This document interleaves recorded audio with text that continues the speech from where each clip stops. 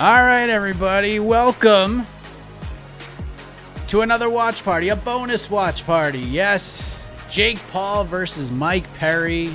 Tonight is the night. Tampa, Florida, the place to be, and we are here to share in all the fun with all of you out there in fight fan land. I am Mike Heck from MMAfighting.com, and this man to my right, what an absolute legend he is, joining us for the rest of the evening.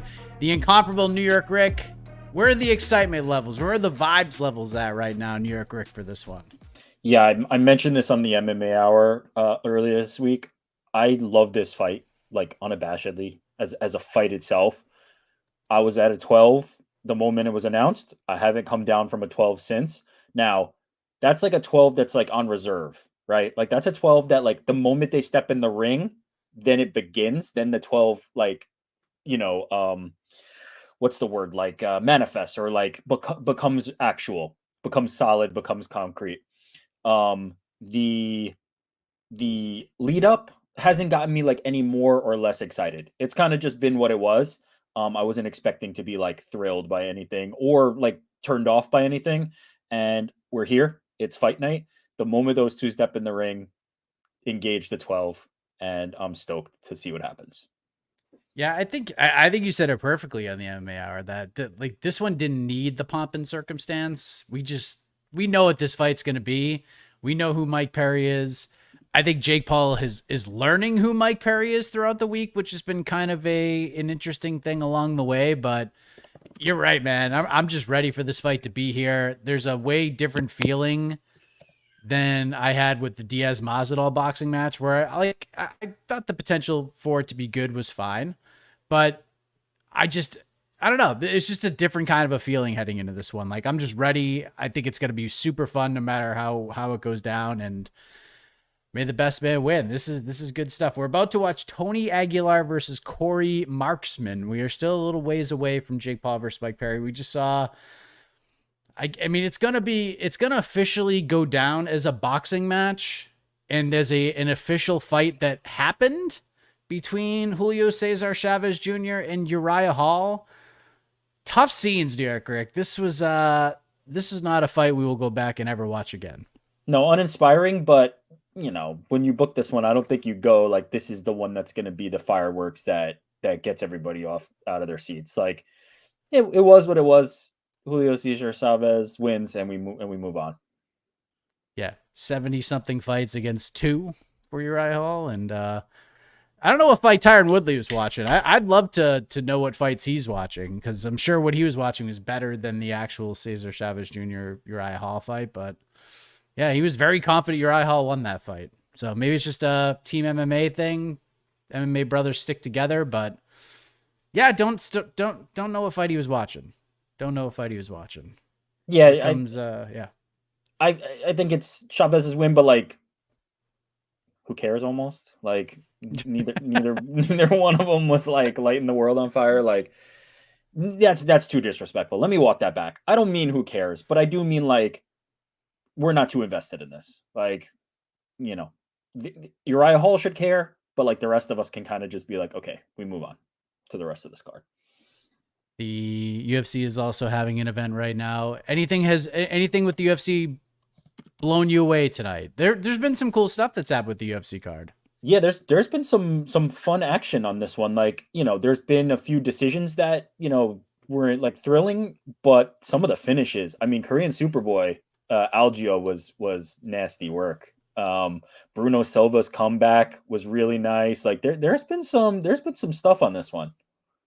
Hyder Emil, baby. Oh yeah, I was about to say, Hyder Emil. Like Jesus, the 50 piece he dropped on him was insane. Yeah, there's been some good stuff.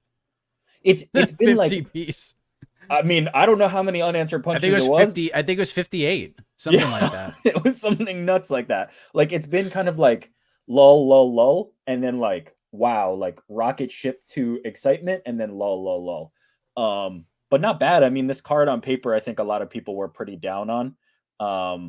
And so, yeah, it's delivered some nice little moments. Yes. By the way, shout out to Joe Martinez, who, I mean, great hire for this event. I love Joe's Joe just Martinez.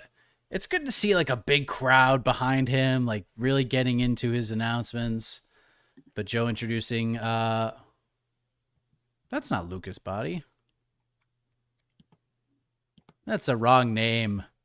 That's the wrong name. That's Corey Marksman. What are we doing here? This should be Amateur fun. hour. Well, so this is how, like, these are good little tester fights because I don't even know. We're gonna find out where we're all lined up, but we'll let you know like first 10 seconds as we see the actual fight clock where we're at, so we can all sync up and watch it together. And if you are not watching, we'll just tell you what's happening to the best of our ability while we probably talk about other stuff as well.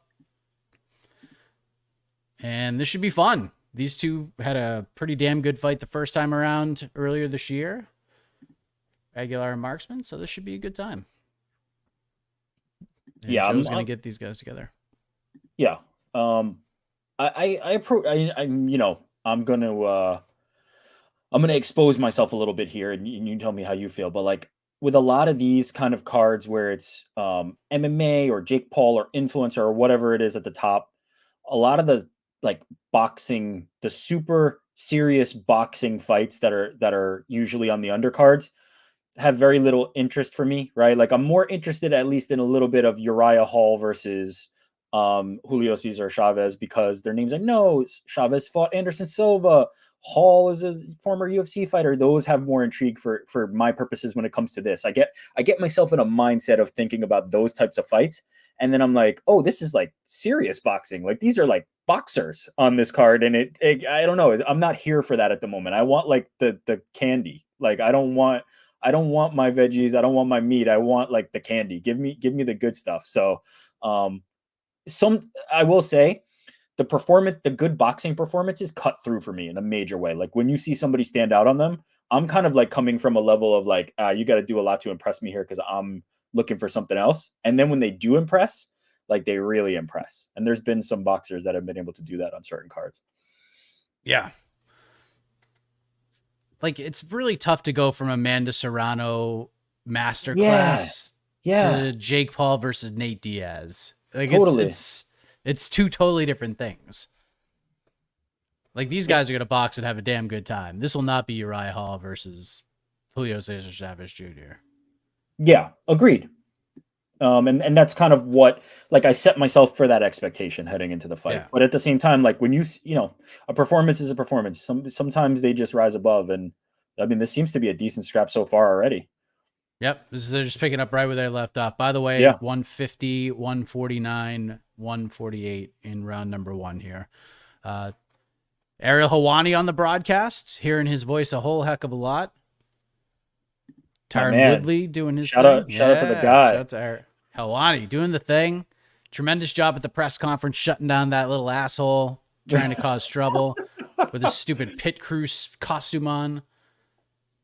Like that kid, like talk about not even being funny. Like he's the least funny person maybe in all of the United States of America. He tried so hard, he got no reaction. Ariel just 10-8, like 10-7'd him in front of all that crowd. Like kid's such a clown, dude. And he kept trying to get in Mike Perry, like trying to piss Mike Perry off. I think he tried to do a little bit later on, and Mike just kind of shoved him across the room.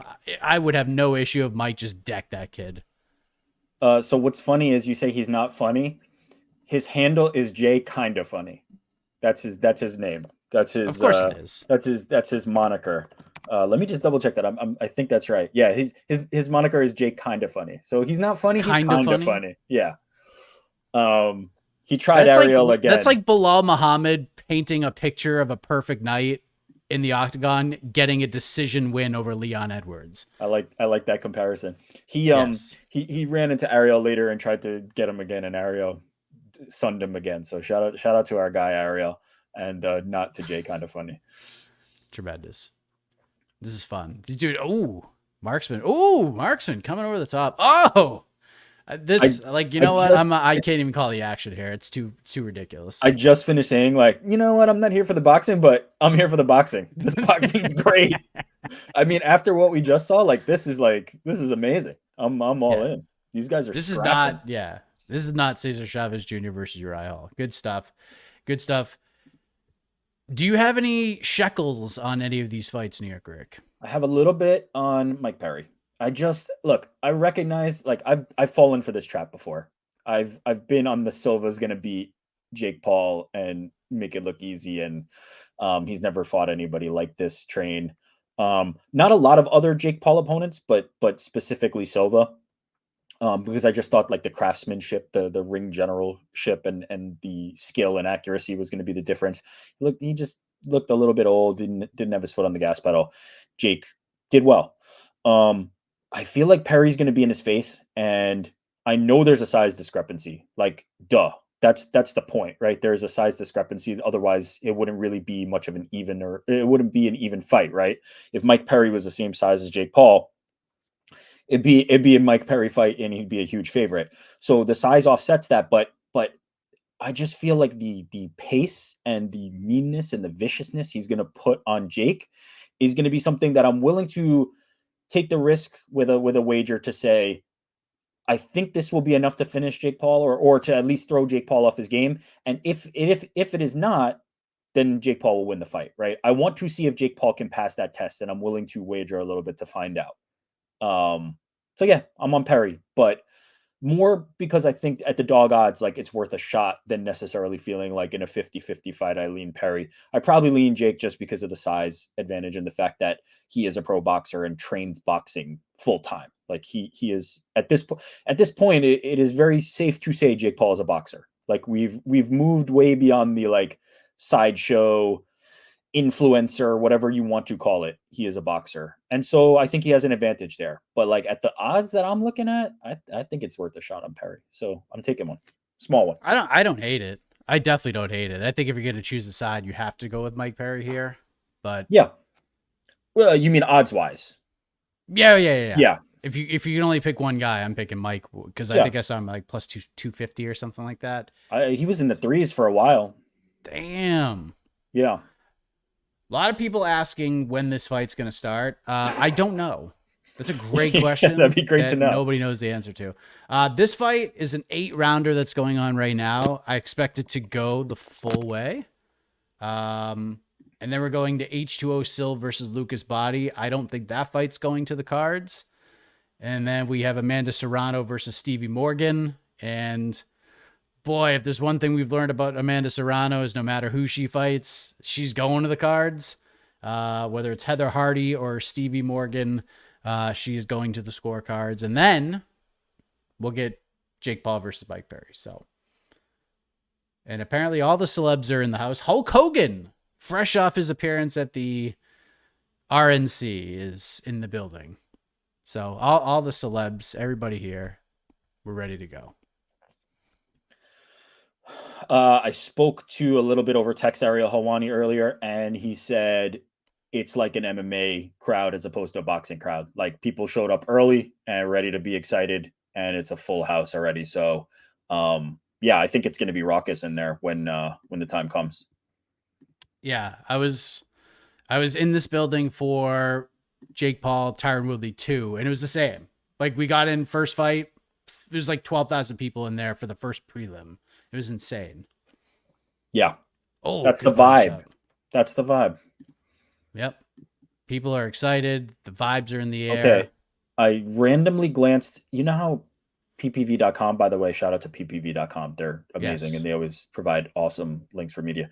I randomly looked at the little chat, and Brent Brookhouse, a familiar name to old school MMA fans, says in that chat, for those that ask what time Paul is fighting, MVP sent out a fight schedule that has ring walks at 12:48 a.m. Eastern time, first bell at 12:53 a.m. Eastern time. So it could be close to Christmas. 1 o'clock Eastern when we see the walk.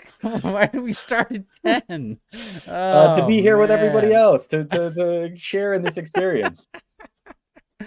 Let me go ahead and shift the old post-show schedule back a few minutes and probably shift the old press conference stream back a few minutes because, boy, oh boy, I didn't see that. Yeah, I don't think we'll be starting either of these programs at 1 a.m. Eastern. It's just not going to happen. By the way, Scott McCrate, did Connor sign Bone Thugs for his new record label? Is that a real thing? Yes, it is. It has led to one of the greatest Slack conversations in MMA fighting history. So shout out to Conor McGregor signing Bone Thugs and Harmony to his new record label. Something I did not expect to say today or any other day. Round 3. I mean, what is the crazier part of that? A Bone Thugs mention in 2024, the Conor McGregor starting a record label. Like, there's a lot going on here that's like unexpected and not what you would expect. I still think it's the Conor. same thing. I said unexpected and not what you'd expect. Redundant, but yeah, it is weird, huh? Yeah, it's Connor in the record label for sure. Oh, these two dudes are chucking them. This is fun. This is a great fight. Yeah, this is a great fight. Yeah, Connor, look, you know what? He's a businessman, or as Jay-Z famously said once, he's a businessman. Like the dude knows what he's doing. So I wouldn't put it past him to make this thing successful. His injection into the BKFC scene has already like paid dividends huge there. Like he's sitting there in a press conference in Spain, and the media attention on that was 20, 30x what that would have been if it was just Feldman up there with some fighters from BKFC. So like the dude makes waves, you know, hate him, love him. People pay attention to Conor McGregor. So yeah, this scrap is fun. They're just beating the hell out of each other. This is good stuff. I wonder who else Connor's going to sign. I just hope he signs every rapper and group from that era. Like Two Live Crew, KRS-One, like all of them. He should do petty stuff.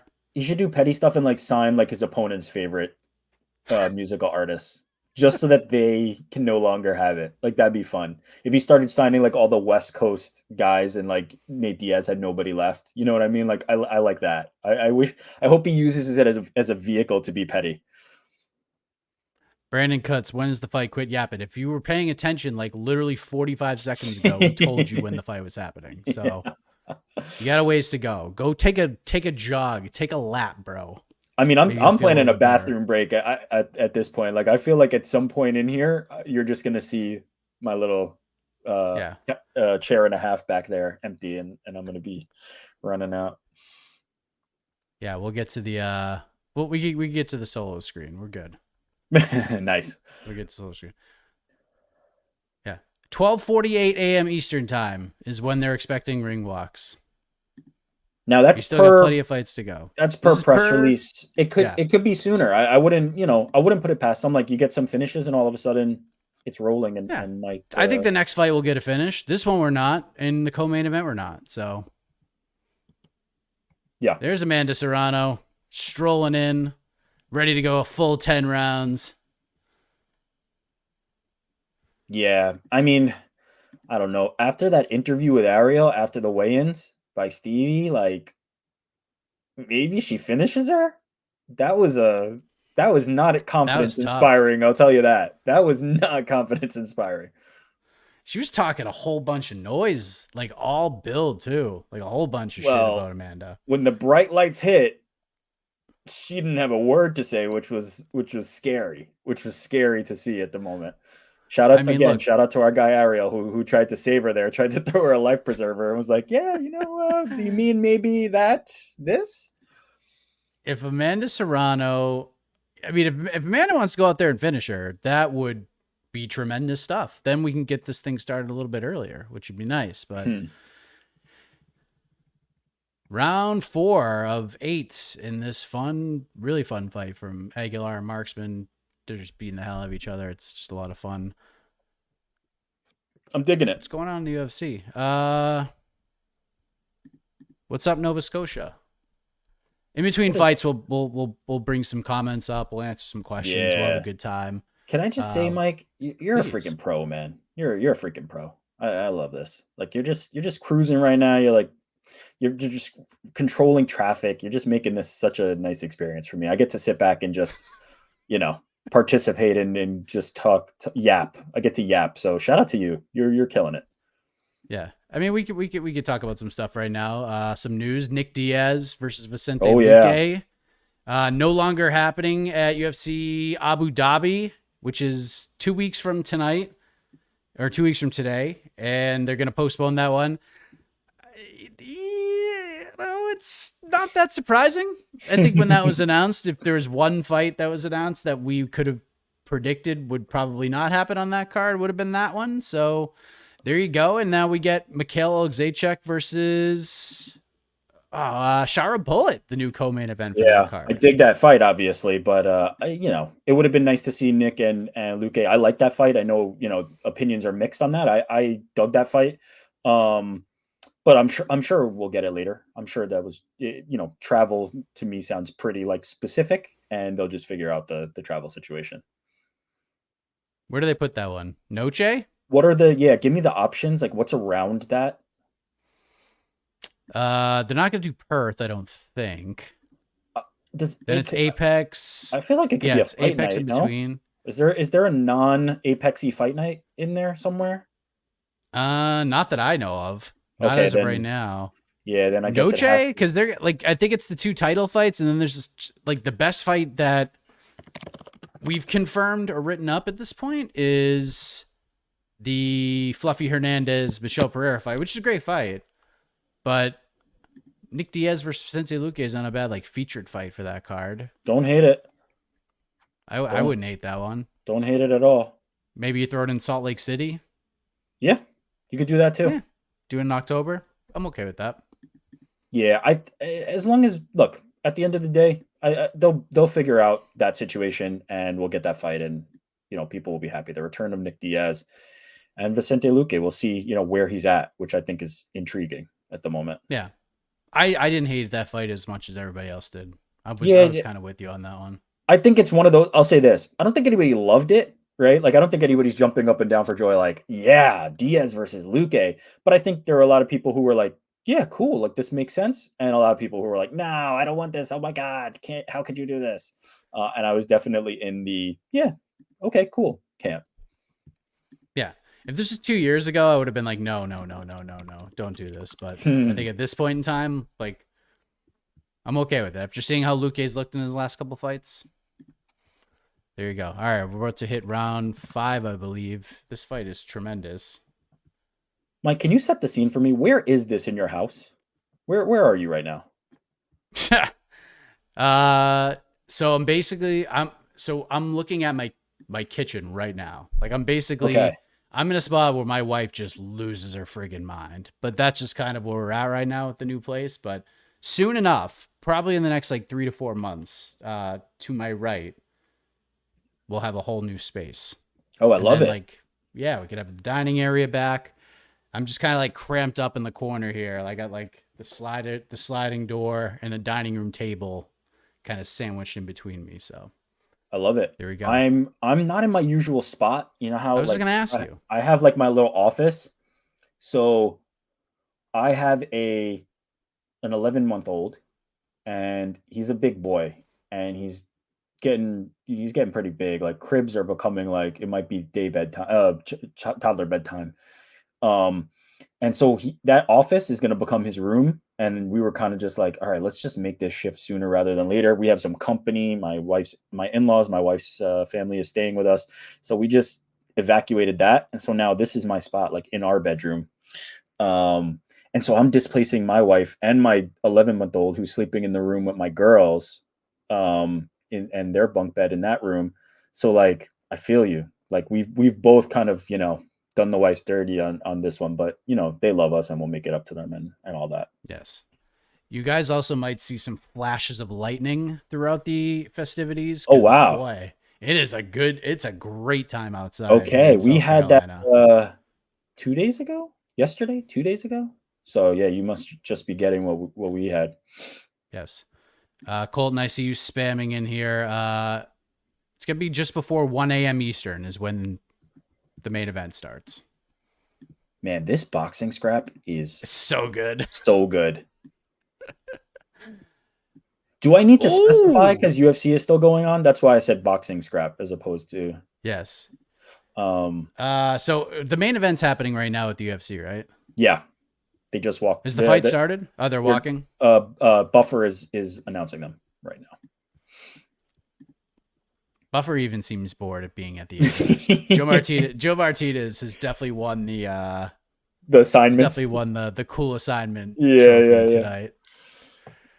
We got Verna Janjiroba looking for a title shot, but Steve Garcia goes in and gets a quick finish, as expected.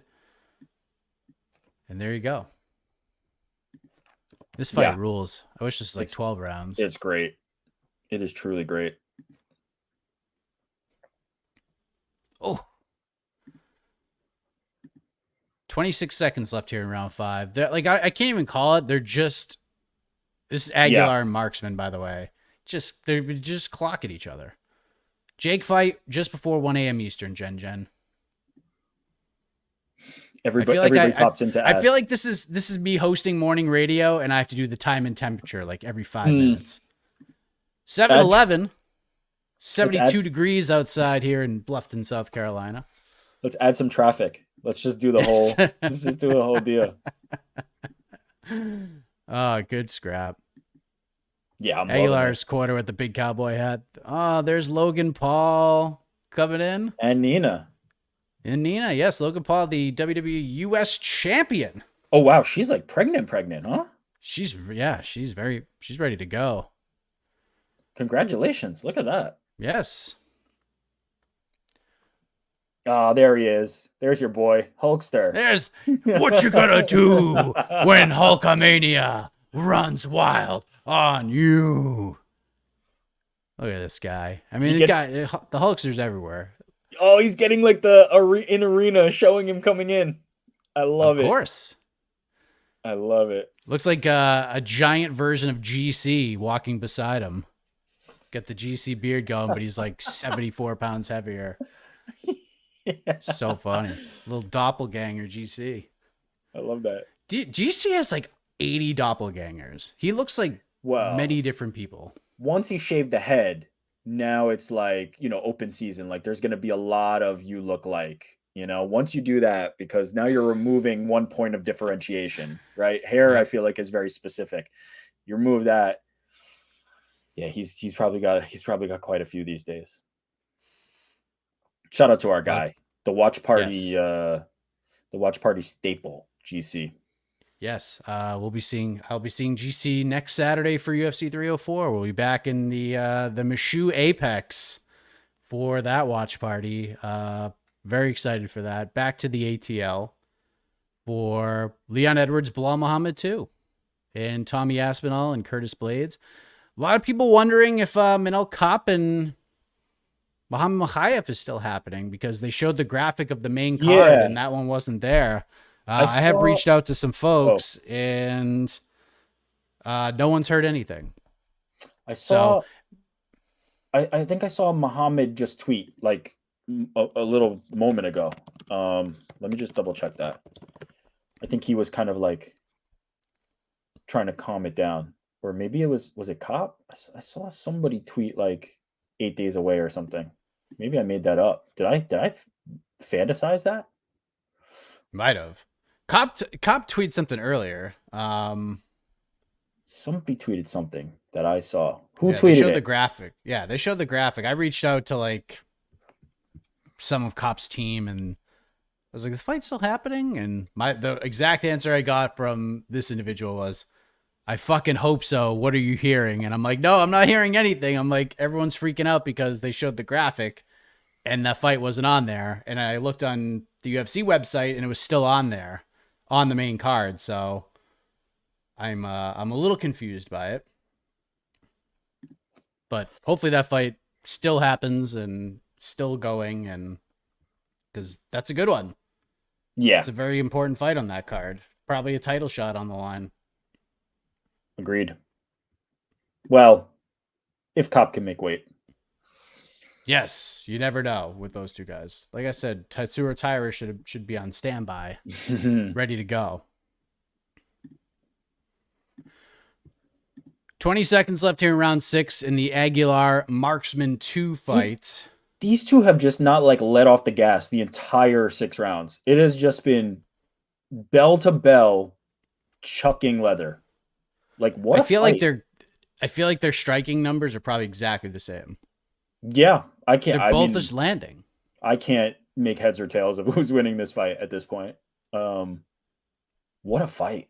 What a freaking So fight! If you're good. not watching this, like, bring this bad boy on right now. There he is. The man, There he is, the Mikey. man, the myth, the legend, the bodybuilder, Mike Perry. He looks like a giant. Well, it does help that his wife, fiance, is very small woman. So standing next to him, it enhances the size of Well, Mike Perry. yes, but I also mean like him. He just looks like a His bodybuilder broad this back, week. yeah, yeah. Yes, he's gigantic. He's looked very big this week.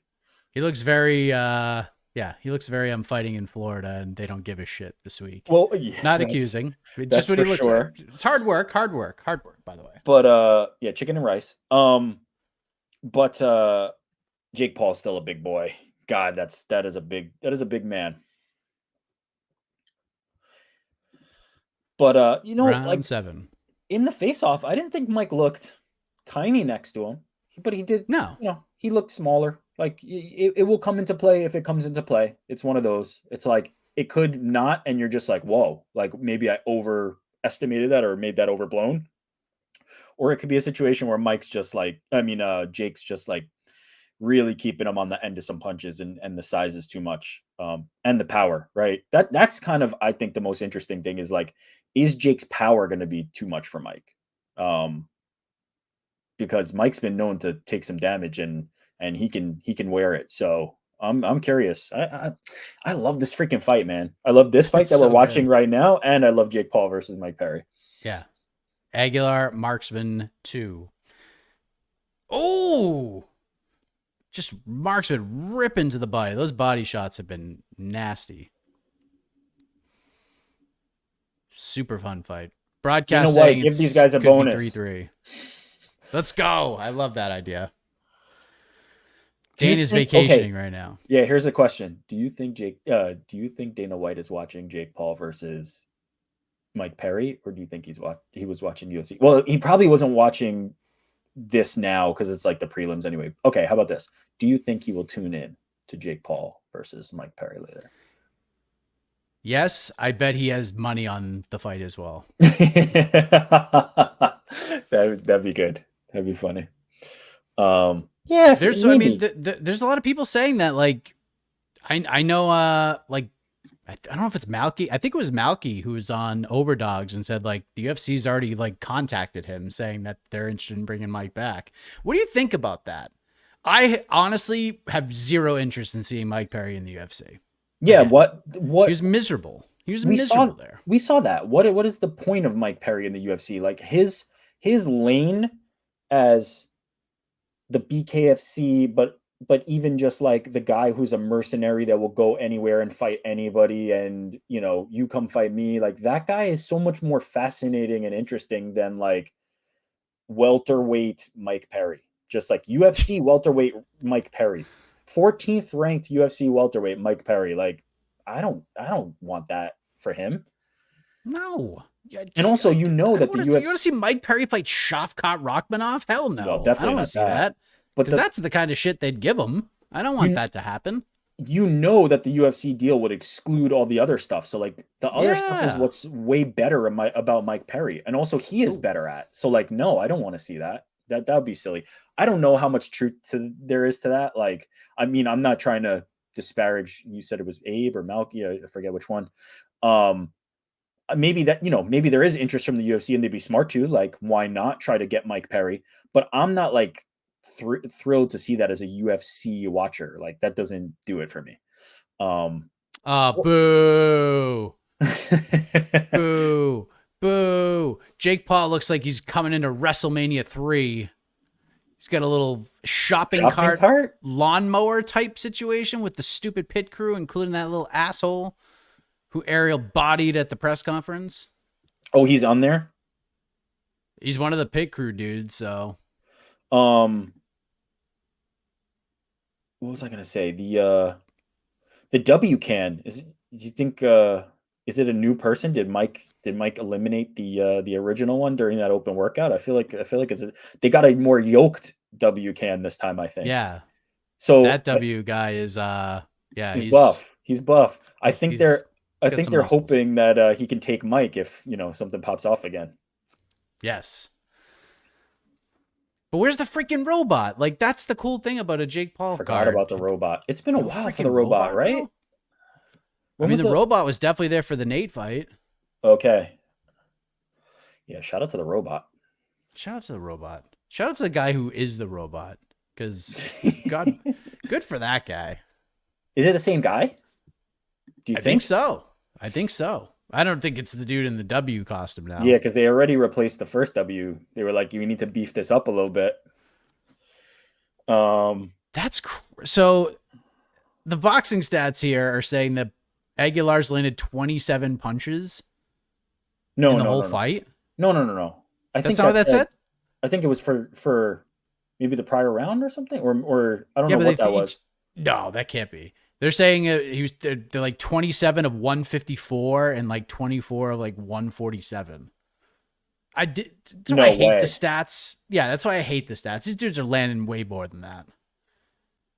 Yeah, no, that can't be right. Yeah.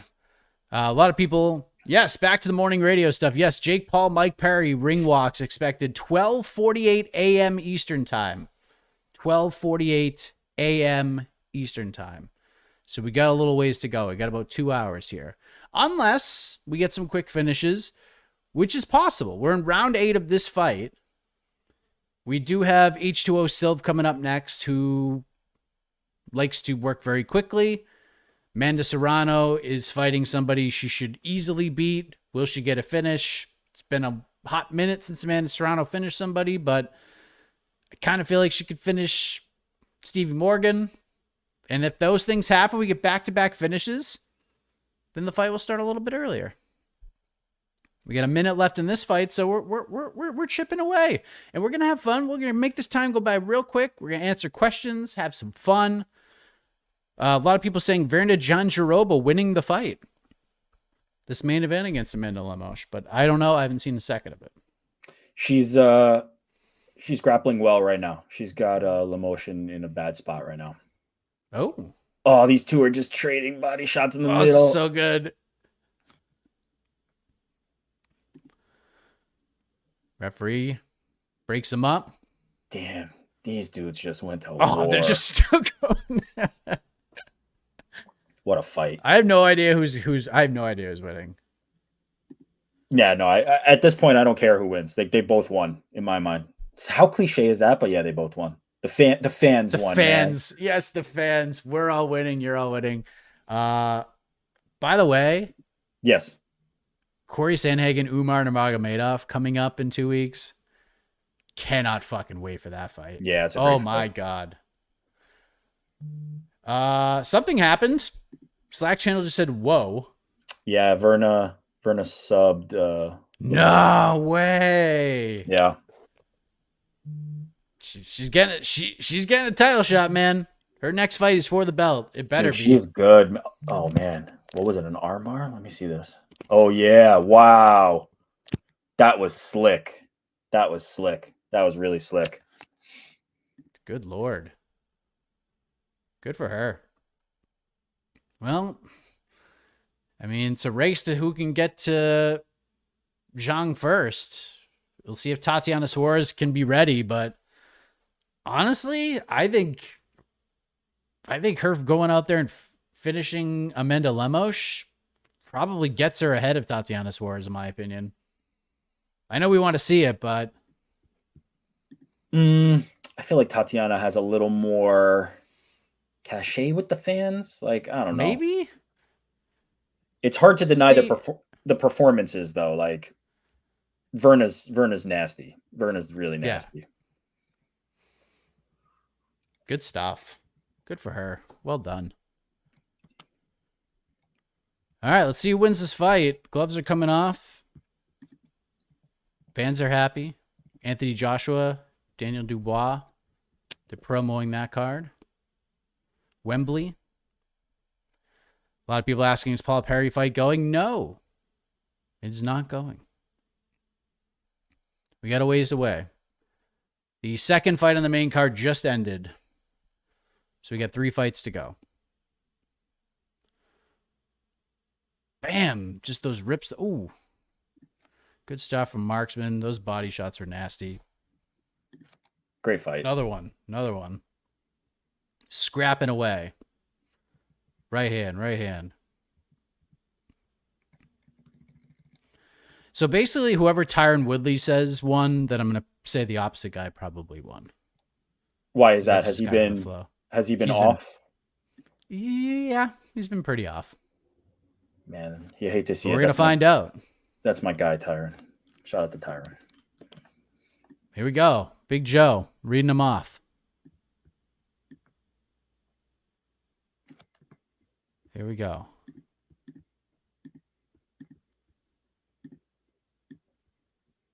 One judge scores it even.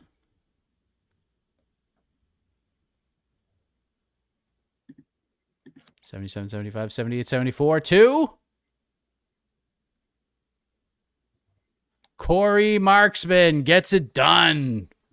Majority decision.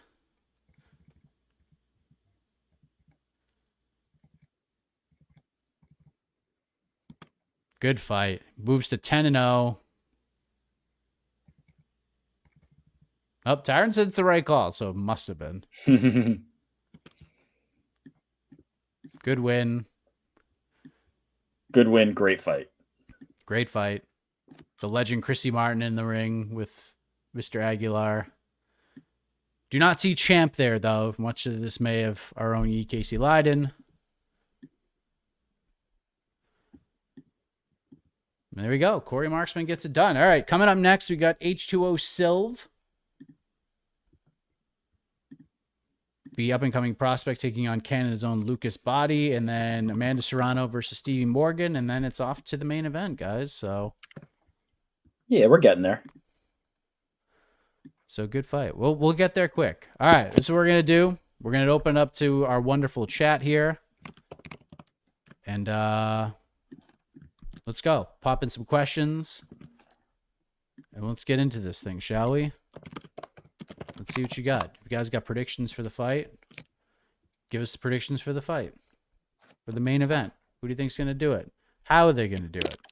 Who's got money on the fight? A lot of hype for Wiley and Jean Giroba. What time does Jake go to the Shadow Realm? Ring walks 12:48 a.m. Eastern time. Hey, pal, if you were picking a card to host a pay-per-view fight night at the Casa, which of the next couple of pay-per-views are you going with? So if I was going to invite friends over to watch a fight card, which one would I choose? That is a good question. Probably Noche, because I just, it's going to go against sort of everything I believe the UFC setup is going to be. This is going to be like the complete opposite of everything they've ever done. This would be the most non-vanilla production they've ever done. Yeah. I would think. I think that's probably the one you want to. Yeah, but here's the thing with that, right? You know that you know what you're getting with the other ones, right? You're like, oh, this is my bread and butter. And so you do wonder, are you taking a risk here by opening it up to one that they're trying something for the first time, right? What if it goes wrong? Or what if it's, unlike the UFC in a bad way, and then they don't get that UFC experience? So I don't know. Maybe you play it safe and you either go Manchester or like MSG November. Yeah, MSG doesn't bad. Get John Jones and Stipe in there. Maybe you get Pereira and Ankalaev in there too. Who knows? I see what you're trying to do, get her done power washing, but I ain't doing it. I ain't no Michael Bisping. Robert, am I really about to pay for this stupid fight? Yes, yeah, you should. You should. You should pay for it. And watch it with us at the same time. It'll be worth it. Thoughts on the UFC main card? Honestly, thought each fight was really good. Solid, man. Prelim's terrible, but yeah, it was good. Main card was real good.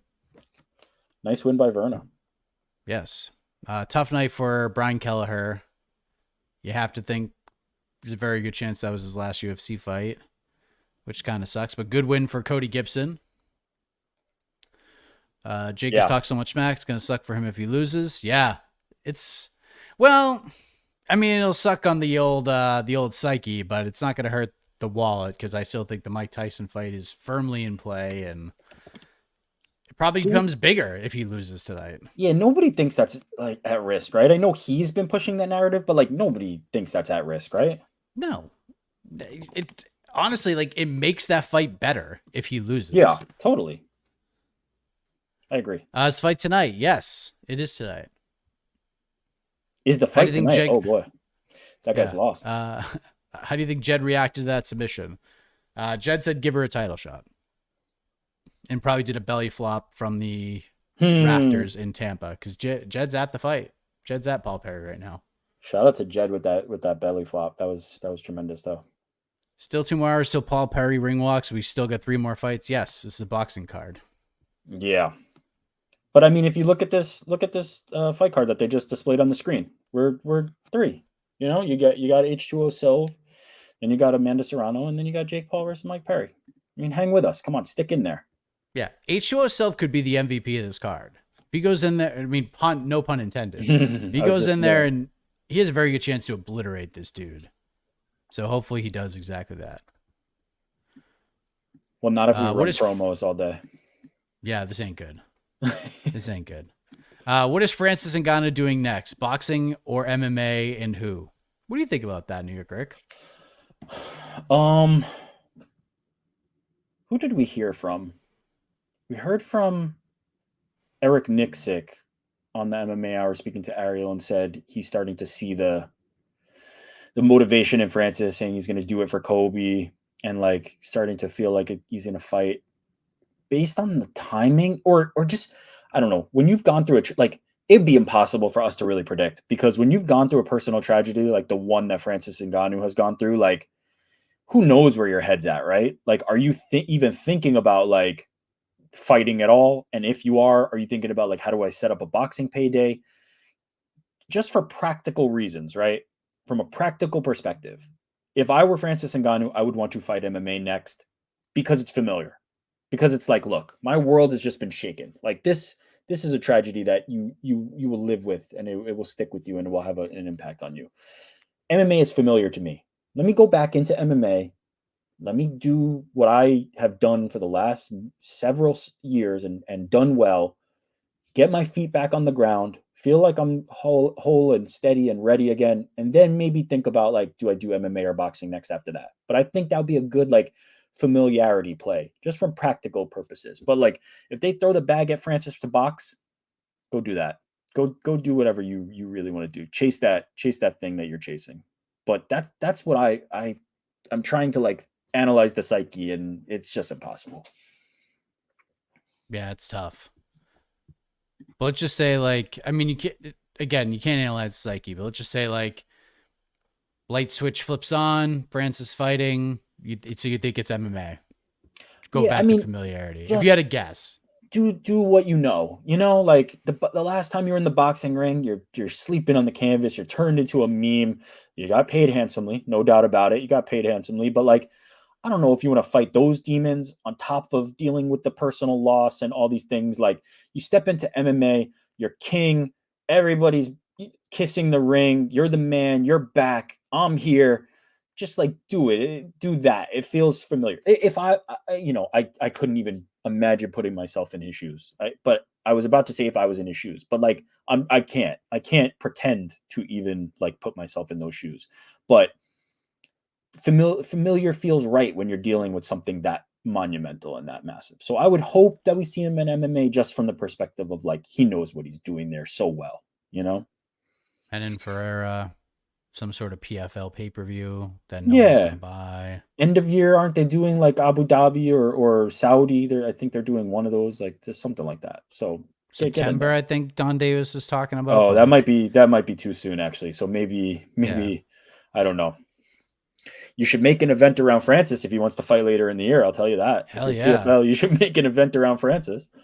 He needs to fight for them this year. Like they're just I can't go on the PFL rant again, but please be better, PFL, please. Stop over Oh, promising. Wade Plemons is interviewing that Juana Walton guy. I forgot about him, but he's somebody that MVP Yes. pushes. He fought He fought on the Diaz. No, he appeared at the the Puerto Rico Diaz. card, Yeah, right? yeah, yeah, yeah. It was not great. Yeah, I I don't mean think he's the young Puerto in the Rico crowd. game. He's a youngster. Mike, bring back match game with UFC fighters, dude. Please, of course. If I am asked to do a game show for MMA fighting, you best believe I'm going to do that. And if it's paying homage to a great, tremendous classic like Match Game, I'm in. Can you I'm in. remind me match game? So Match Game is like the game where you had a panel of almost of celebrities. Betty White was like always one of them, and you had two contestants, and then the host would read a card, be like, "Pop goes the blank." It was always like something dirty, and then they would like it seemed like it was dirty, and then the celebrities would fill it out. The contestant would have to guess what the blank word is, and if it matches with any of the celebrities, you get a point. Got it. It's good stuff. It's good stuff. Mike, I remember saying you were high on Emil, aged like fine wine. Yes, Hyder Emil is an absolute animal. Dude is a freak. He's had some really nice performances in the UFC. I've been impressed. I wish he was 7 years younger. Oh, he's damn good at How 34. old is he? He's Oh, wow. 34. Oh, okay. Wow. All right. I get what you're saying there. I Yeah. If he was understand. 27, I'd be. I don't know if I'd have like hop on board the Armin Sarukian train, but be pretty close. And as long as we have Hyder Emil, the world will be a better place because that dude is so fun. Perry plus 350 is nuts. Had to get in on that. Feels like he's way too big of an underdog. Don't hate it. That's what I was thinking too. Because as I said, like it was in the threes for a bit. I don't. You said it was down to 250 at that point. I still maybe feel like that's a dog or pass, but like at 350, you No gotta brainer. just take a shot. You know. Jake Paul by decision was like plus 225 or That something crazy like that that. also feels like a decent option just because of the durability of Perry, right? Like it wouldn't be a Yeah. bad play to go both sides of that. You go Jake Paul by decision or Mike Perry, underdog money line. But I think fight goes the distance was plus money too. Like plus 155 plus 155 or something. I don't love that as much just from the perspective of like I could see a world where Jake's power is legit and Perry is, unable to kind of take the shot from a bigger man, or Perry just dogs him, right? Perry's just in his face to the point where Jake wilts under the pressure. So I could see a finish here. I don't know. I love this fight. I don't know what to make of it. That's why I'm so Yeah. excited. Question for New York, Rick. Thoughts on how a fight between John Jones and Malkin goes, along with Vadim Nemkov versus Alex Pereira? I think that would be a competitive fight. Malakin's nice, man. Like he's good. He's a dangerous threat to everybody. The reality though is like it just becomes every potential fight, every opponent that we propose for John Jones. The question isn't can this person beat John Jones? The question is what version of John Jones are we going to get? How diminished is John Jones as he continues to age, right? In the fight against Cyril Gahn, he didn't look diminished at all. He came in there and smoked a top heavyweight contender. I know Dana White pretended to claim that like he was the best heavyweight. Nobody's fooled by that. But a top heavyweight contender, a title contender, like a legit heavyweight. And so he didn't look diminished. But like as the years go on, there is going to be a point where John Jones is not John Jones anymore. And on any given night, that could be that night, right? We could wake up in November and just be like, holy shit, John Jones got old. Like that happens in fighting all the time. And so if Malkin meets him on that night, yeah, that dude throws freaking hammers and he is a freight train. And so I could see that being very competitive. If John Jones is John Jones, though, he's double legging him and just doing what he wants. Like that's just how that goes. But there's going to be a day where we wake up and John Jones is not John Jones. So that is how I view every John Jones fight. Like Tom Aspinall accepted maybe because I think Tom is like the next dude. Like I think he's the next breed of what we're looking at. Everybody else, it's like, yeah, if John Jones ain't John Jones anymore, like it's possible. What was the other one? Nemkov versus Alex Pereira. That's another one. Like not a bad style matchup for Nemkov, right? You have a guy who you feel like you probably have a grappling edge over, and if you need to take it there, you can. you're also going to be he is a massive human.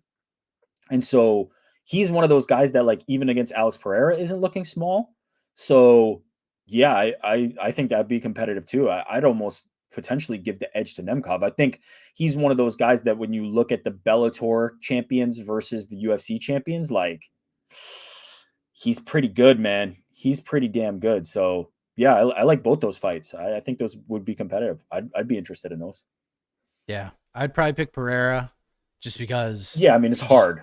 He's just got a cheat code, man. He just needs to hit Nemkov once and he wins. He's that guy you can't pick against until you see it, right? You just like you can't bet against Alex Pereira on the streak that he's on, right? He's just too hot right now. Yeah, he just needs one. It's almost cheating. It's almost cheating. A lot of Steve Garcia fan here. 4 KOs in a row. Guy's fun. He is really fun. Diaz Luque at Spear. I don't mind it. It's good feather. Do it 3 rounds. A little 3-round featured bout for the 2 title fights. I think it's a good one. That'd be a really good top 3 if that shakes out, right? Hell yeah. 2 title fights and then Diaz and Luque. That'll get people in the building. And you get Fluffy Hernandez with Chel Pereira. Yeah. That's a good one. That. Rosas could be on the main card. There's another fun fight. Daniel Zellhuber is expected to fight. Nice. They're targeting Esteban Ribovic. Oh, that's being discussed. That is ridiculous. I like that one a lot. That is being discussed right now. Don't be shocked if that one happens. It's not 100% done, but it's looking good. That's a get or get got one. That's a killer be killed matchup. And if you guys don't remember Esteban Ribovic, go back and watch his recent fight against Terrence McKitty, and you will immediately remember who he is. Dude is a freak. That's a fun one. If that more love for Hyder Emil, of course. Hell yeah, he deserves it. What a performance! How much now? I guess we're thinking. How close are we? 2 fights away. There's 2 more fights than the main event. I like that. I like that. When is the fight? 2 fights away, then the main event. Wow. Didn't think I'd see this tonight because I haven't seen this from anybody. Wish it was Jake Paul versus Mike Tyson, which, by the way, I don't have a huge issue with Jake Paul versus Mike Tyson. You know what's funny? Initially, when it was first announced, I was very much like, I don't have a problem with Jake Paul, Mike Tyson. Now I do have a problem with Jake Paul, Mike Tyson, because not from my perspective, right? Like, look, ultimately, this is combat sports. I'm putting my faith in the commissions. I'm putting my faith in the people that oversee and regulate the sport to do their jobs and make sure Mike Tyson is ready to compete.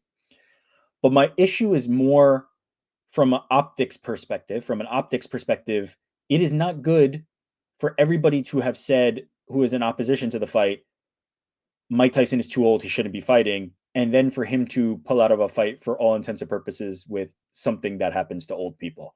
And so it's not great optics to then be like, yeah, we're just going to push it back and do it and hope that he's not old anymore. But he's old. And so you kind of confirmed their fears and put the worst case scenario out there. So I don't love it from an optics perspective. I think it will still happen. I think Netflix wants it to happen. Jake Paul and Mike Tyson are still huge. I think still everybody in the world will watch it. But I'm less gung-ho about it. I was more when it was first announced, and then this opened the door for me to have some reservations. Yeah. I don't think it's like, I know it's being sanctioned as a pro bout, but I don't think it's going to be. Like, it's going to be Tyson Roy. It's going to be like Tyson Roy Jones. Like, it'll be fun. Tyson will move around. He'll do his tricks. He'll do the head movement. He'll throw some body shots. There were some moments that Tyson and Jones got competitive, though. Like, I enjoyed watching that more so than, like, maybe this is not the right comparison, but like when we looked at Chael Sonnen versus Anderson Silva, which was like a wrestling match. But like so bad. The exhibitions usually end up being pretty bad, but like I thought that was good. Tyson and Roy Jones really like hit something for me that I was like, okay, this can be cool. It did 1.6 million, by the way. Huge number. Halim, Alex P versus Stipe at heavy. Stipe would stomp him. He would take him down and knock him out on the ground and pound. Aspinall would also lose to Stipe. Okay. I think that if you want to throw, first of all, Alex P ain't getting stomped out by anybody. We'll just put that out there. And second of all, I think the hotter take is Aspinall would lose to Stipe. And maybe that's possible, but no. I would pick Tom Aspinall pretty easily in that fight. That there's another one. Like, I don't want to beat a dead horse or keep beating the same drum here, but like, Stipe is another one. The last time the dude fought, like, God knows what version of Stipe you're getting. I don't know how you could confidently be like, yeah, Stipe kills Tom Aspinall. Like, okay, maybe, but like, I don't know how you could be that confident when the last time we saw this guy fight, like, you were a significantly younger person, and so was he. Like, Yeah. that's a real limb to stretch out on. But The shout out to last time you. we saw Stipe fight, the UFC was doing pay-per-views at the Apex. Yeah, That was the last time Stipe that's fought. right. Was it Cormier, the third Cormier fight? What was the last time? No, Francis. That was Francis. Francis. Yeah, Francis knocking him out. So like, Jesus, man. Nah, I don't know how you could be that confident, but God bless. That's a lot of confidence. By the way, for those who are wondering just how long Stipe has been out for, uh, Conor McGregor has fought more recently than Stipe Miocic Yeah, that's has. not a good sign right there. So that's never a good sign. No.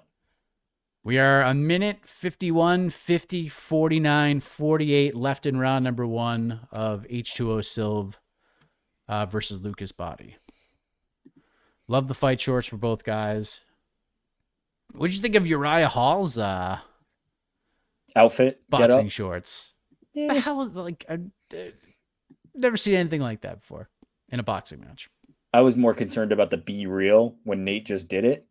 Like, that was like that was something. um, but yeah. What Yeah, is yeah, what is no cup, H? no boxing. Yeah, no cup is Like, a move. that's a choice.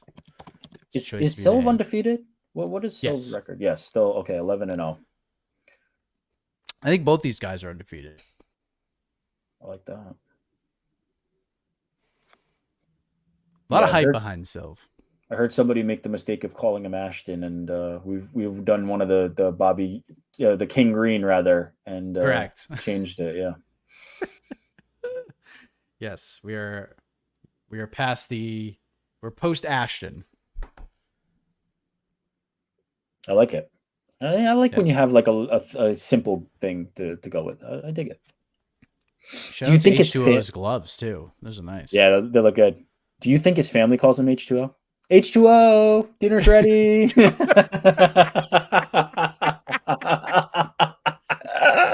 Oh my god. Oh, Silv residence. How can I help you? Yo, is H2O there? Yeah, H2O. Phone. H2O for you. H2O, get off the phone. I'm trying to use the internet. That's incredible. Oh my god. Oh man, I love that. All right, one round down. One round down. He looks very composed. Good feeling out. Good feeling out round. Body 16-0. I'm told. Oh, nice. How did Uriah do? He stepped in a boxing ring and boxed and did not win. But it was probably a closer fight than most believed it would be. But yeah, Julio Cesar Chavez beat him. It was a close fight, but it wasn't anything to write home about. Close fight. Yeah, it wasn't good. Yeah. Honestly, like I think when Uriah Hall goes back and like rewatches it, I think he's gonna be in one of those positions where he's just like, man, if I just like pushed forward and punched, I might have been able to win. I agree with you. Totally. It would have been a big win for him too. Like that name, I don't get me wrong. It's not like, Julio Cesar Chavez Jr. is like, a revered boxer at this point. Like I think, the post Canelo run for him is kind of damaged the brand a little bit, but it's still a big boxing name, literal legendary boxing name. And so that would have been big for Uriah Hall to kind of like, keep that going in the boxing realm. So yeah, I think you're right. You might look back on that and go, it was there for me. Yeah, because from what I was told before the Mike Perry fight was signed, sealed, and delivered, he was an option for Jake Paul. for Oh this wow. card. Yeah, he was one of the names that was being discussed. It was kind of like Perry was like 50%, and then there was like a 25% and like a 20%, and then like a 10% fighter. But Julio Cesar Chavez, ooh, that was a good shot from Silv. And then, of course, as Julio Cesar Chavez Jr. is being booed out of the building, Ariel's like, "What do you want next?" He's like, "I want Jake Paul." Ariel's like, "Oh, you think you could beat him?" He goes, "Yeah, I just think I'm better than him." And I'm like, "Well, I mean, as New York Rick knows, when you call somebody out and it's the right call out, you always get it. It always happens." We can definitively say that was not the right call out, and that will Yeah, not not the be right call happening. out. Jake Paul, Uh, who's already booked against Mike Tyson, that's who I want. he's trying to make sure, if something happens, he could be the backup. Nick Diaz not fighting next month? No, he's not fighting next month. I mean, he Postponed could fight. travel issues. He could fight next month if Yeah, it's maybe. on some random card, but he is not fighting in Abu Dhabi. I mean, Nick Diaz headlining the world's most famous Apex. I think it'd be kind of cool if I'm being honest. Can you let me know if the fight between Silv and Body is more than 9 rounds? 10 rounds. It's a 10 rounder.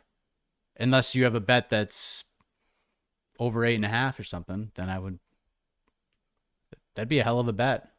Or is he asking us to say when it has gone past that because he does That's have that's what I'm over? thinking. Oh, okay. We'll tell you either way. We're in round 2. We're in round 2, by the way. Everyone is scared of Nick Diaz. Love this. Damn, they're winging. This is not bad either. This card has been solid. I swear to God, if they put Nick in the Apex. Oh, come on. This was the quietest I've ever heard the Apex. Nick Diaz headlining the Apex would be sick. I would love that. That's perfect. Because you'd hear everything he says to Vicente Luque the whole time. I feel like I want to see Nick Diaz headline. I don't want him to be in all these feature bouts. That'd be sick. I would love a Nick Diaz headline card. Do it, UFC. Do it. Scratch Tybura Spivak 2 and insert. I mean, who's going to complain about that? Who's mad at that? Do I have to put a poll in here? Like, which main event would you rather see at the Apex? Spivak, Tybura 2, or Nick Diaz versus Vicente Luque? Like, this should not even be a conversation. Don't be disrespectful to Spivak and Tybura. Don't even put it. Don't be disrespectful. I mean, we didn't get enough the first time. We have to get it again, and this time for 5-minute rounds. Yes, radio callback. When does Jake Paul Mike Perry fight start? Ring walks 12:48 a.m. Eastern time estimated, depending on how these next 2 fights go. We have this fight, which is H2O Silv, and then we got Amanda Serrano next against Stevie Morgan, and then it's Mike Perry versus Jake Paul. So we're getting there. Keenan, a big Nick Diaz fan in here. All right, round 3. Silva's kind of got that MVP thing going. He's got a bladed kind of style for sure. Yeah. But looks like he's starting to look for the kill now. He's throwing a little bit harder. Yeah, there's some good work in there. Doing a good job. Yeah, body's giving him something. The hands are so fat. Like Silva is really starting to though connect on some of these shots. Oh yeah. Oh, right to the breadbasket. Silva's starting to he's feel sharp, it a little man. bit. He's sharp. Yeah. I can see why they love him so much. Yeah. He's just quick. He's athletic. What are the Doesn't odds look for this rattled one? at all. He probably was a big favorite, right? It's a good question. I'm looking it up right now. He was probably like minus. He had to be like minus 600 or something. Would be my guess. No, not quite 370. I mean, that's still a big favorite, but he wasn't like a crazy favorite. But yeah, 370. It started and closed there. It looks like so. You know, a sizable favorite, but not like this is a squash match. Which I mean, respect. Like body's undefeated. That's not. Oh, that was good left hand from Silv. Real nice. He's about to throw a good right too. I think I might be a little ahead. It's coming. It's coming. Yeah, he's He's just starting to long figure and it. yeah, Yeah, he sees everything coming now too. he Body's keeps good, that man, but right. like, Yeah, yeah, body's not bad. you get on this stage, man, and you fight in front of all these people on a card like this. Like, it's different. It's just very, very different. Even the defensive work for Silv, like good head movement. He's slick. I like him. Yeah. He keeps that right hand Uh, chambered. He's ready to launch that thing. Mike, what's the latest on Nick Diaz's lawsuit? He sued ASAP when he didn't get the bag. I think I assume this is Nate. Nothing. Same. Nate saying he didn't sue anybody, Yeah, that's right. or he The did like a X double post. negative. Yeah, it was We all well say done. tweet, right? We all still say tweet. I say It's tweet. still Twitter to me. I Okay. will never Okay. call it X. Okay. Cool. I just want to confirm. Yeah, we're on the same page there. Silva's real good. He's just pulling away. Oh, good right He's hand over slick. the top. He's really slick. Body's getting battered a little bit here. What channel is the fight on? You can get it at ppv.com. ppv.com. They do a good job. You have a little chat feature, the likes of Dan Canobio in there Yeah. and others. Who else is in there? Brent OG? Brookhouse. Brent Brookhouse. Yes. He was. I don't know if he still is, but he was in there. Did it ever stop being weird to hear Ariel on commentary? Stop being weird? Well, I mean, like if somebody you hear somebody on commentary, it's not weird, but it's just like, oh wow. Now I usually hear them in MAR, and now they're doing commentary. Oh, I see. As opposed to like in yeah. an interview setting. Yeah. No, I don't. It was never weird to me. I guess because like I guess it's weird. It'd be weird if you if you didn't know Ariel was doing it, and then you tune in and hear Ariel doing it. That I could definitely understand being weird. But like I know Ariel's comings and goings, and I'm kind of like with him and part of that journey to an extent. So yeah, it wasn't weird because I know like I'm kind of looking out for it. But I definitely could imagine if you're just like if you turn on DAZN and you're like tuning in for the fight and you're used to like hearing your usual guys, Todd Grisham's on the call, and then you just hear Ariel jump in and you're like, what the yeah, that I could see. Yeah, that would probably be a little bit jarring. Yeah. He's done it so much now at this He's point done it that so it many, doesn't. yeah. Yeah. I kind of just expect it at this point. Yeah. So it's actually now weird if he's not on. Yeah, especially I mean as it relates broadcast for a big fight like this. Yeah. to the zone, the MVP fights, like it, he's a staple of these at this point. And also, when is the fight starting? I don't know. Geez. 12:48 a.m. Eastern is the ring walks as of right now. We got this fight and one more, and then it's the main event. Do you still call WWE the WWF? I don't. I do only when I talk about, like when I talk about Hulk Hogan, it's WWF. Talk about past era. Yeah, it's because it was. It literally was. Yeah. I don't. As soon as they switched into WWE, I kind of made the change, which is funny because I understand why you'd ask that. Like we just talked about X not being Twitter, like we still call it Twitter. So yeah, I get what you're getting at there, but I called it WWE as soon as they switched it. I don't know. It was just it felt not as weird as X. Is that fair to say? Like X just feels very weird from Twitter, whereas WWF to WWE, you're like, okay, that's easy, Yeah. I feel like WWF, like WWF going WWE was like, it was like they asked us nicely to just remember it as WWE, and Elon was just like, it's X, bitches. Like, yes. If you don't like it, like I'll kick you off the app or whatever. Like you will make this change. Fair. You'll do it now. There's like a defiance to it, whereas WWE was like, please, can you? Yeah. We'll make this cool shirt. Get the F out. Oh, that's right. I forgot about those shirts. Those were great. Let's do that. Why won't you call it X? Do you drink soy? Because X is stupid. It's a stupid name. That's why. Is he calling you a soy boy? Is that that's soy boy? Really one of the. I mean, that is the reaches. I mean, that is Stretch Armstrong style reaching right there. Good God.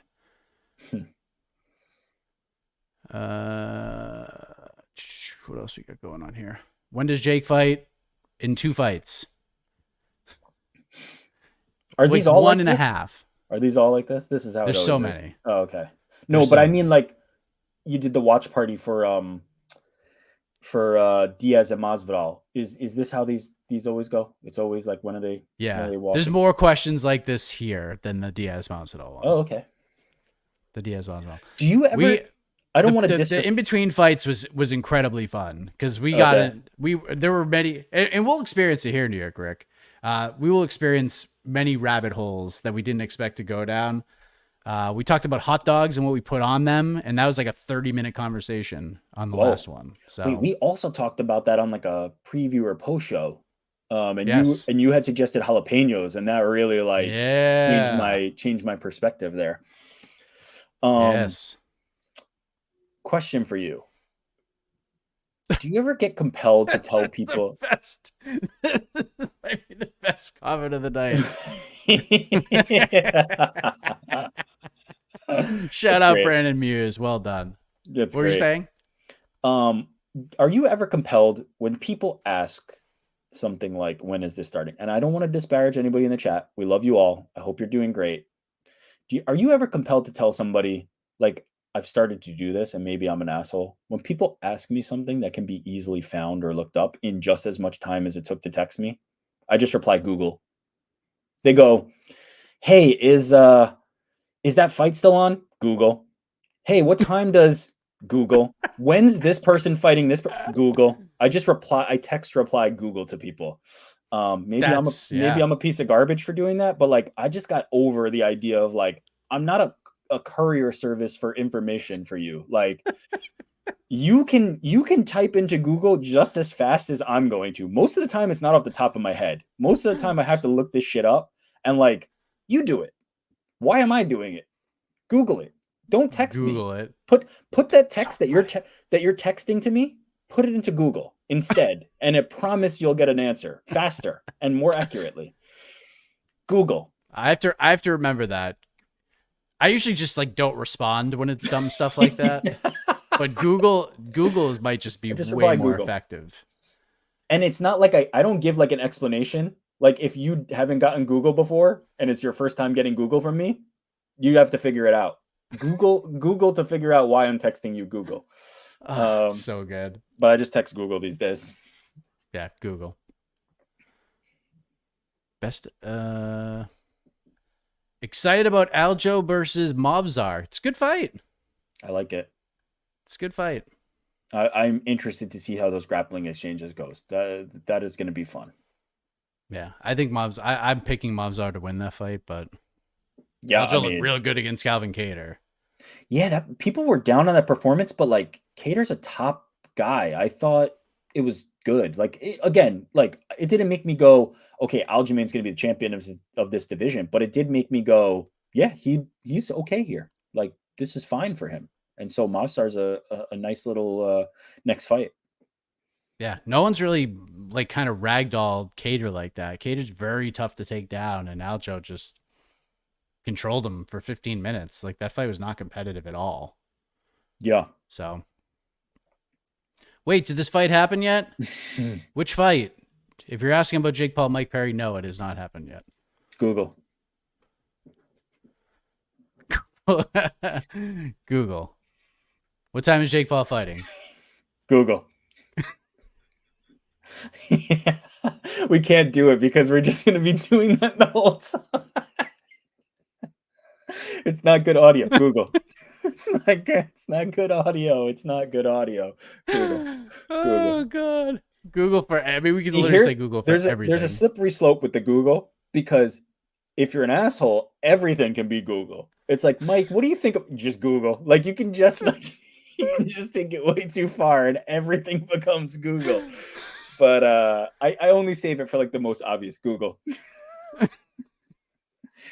Did Serrano fight? Serrano's on deck. She's on Serrano's deck. next. Serrano's next. Yeah, she is next. All right, I need to tune back into this. I kind of still was kind of cruising, and I took my eyes off it.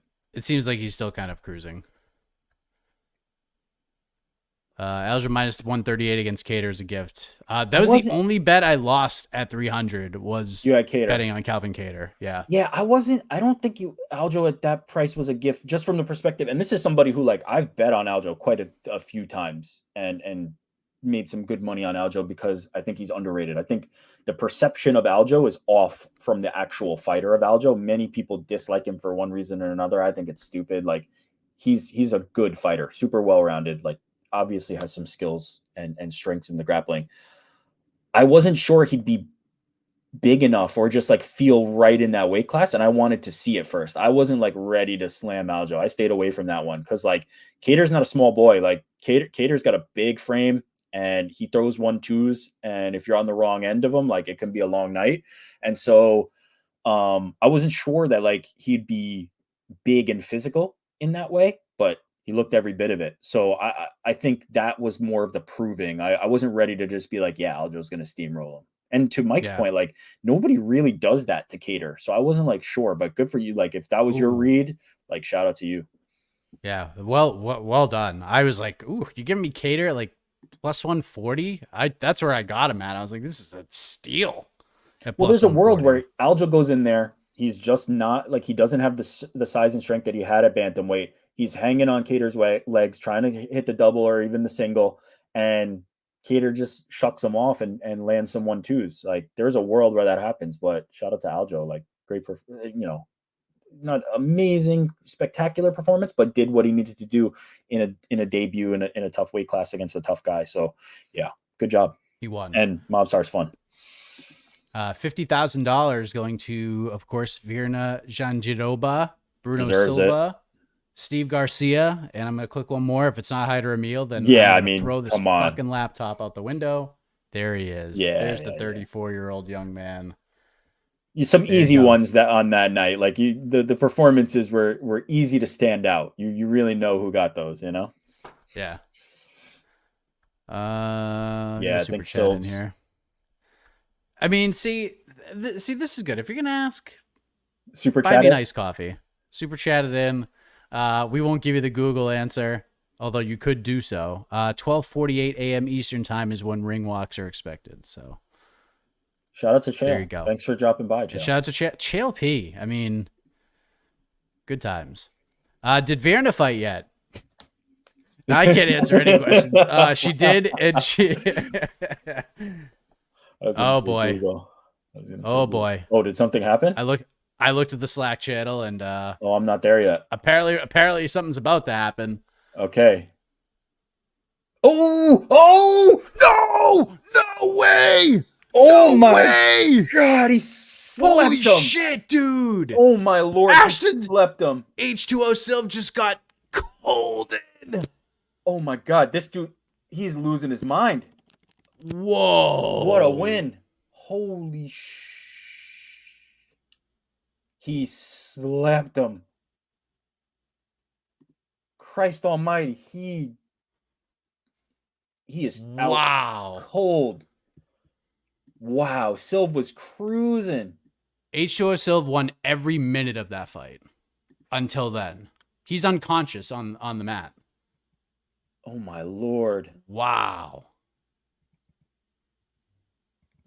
Dude, body looks like he's gone through a meat grinder. Like he just been battered the whole fight and then he just sleeps him. Holy shitballs. Wow. That was nuts, dude. That was a very bad knockout. Wow. See, this is one That of was those. like how Woodley hit the ground when he got knocked out. Oh yeah, he's laying face down. Remember how I said at the beginning, sometimes there's those performances on these cards that you just go, "Oh, like now I need to pay attention." There it was. Just That's it. absolutely obliterated. That is going to be one you see for a while. Well, the good news for H2O Silva is he's gonna learn a lot from that. Our own EKC Leiden, who is in the building, is saying they're bringing in the stretcher out for this because it's that bad. Oh no, that's not good. That's not good. Jeez. Oh my God. What a shot. body, man. Wow. Biggest moment of his life right there. Gets it done. Big upset. Could this be a sign of things to come for Platinum Mike Perry fans? Well, now we've got the MVP, heavy hitters coming up. We've got Serrano and Well, Paul. Silva's the other heavy hitter. That's what I'm saying. Stevie Morgan's got to be feeling pretty good right now. I missed the fight. Did Shadeja Green win? Google. Actually, she did. Google myself. She did win. So yeah, maybe this is just a one-off, but wow.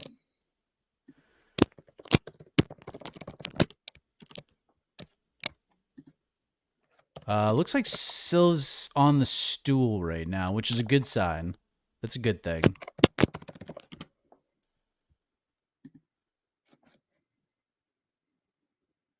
That was wild. No, we have not. They have not showed a replay yet.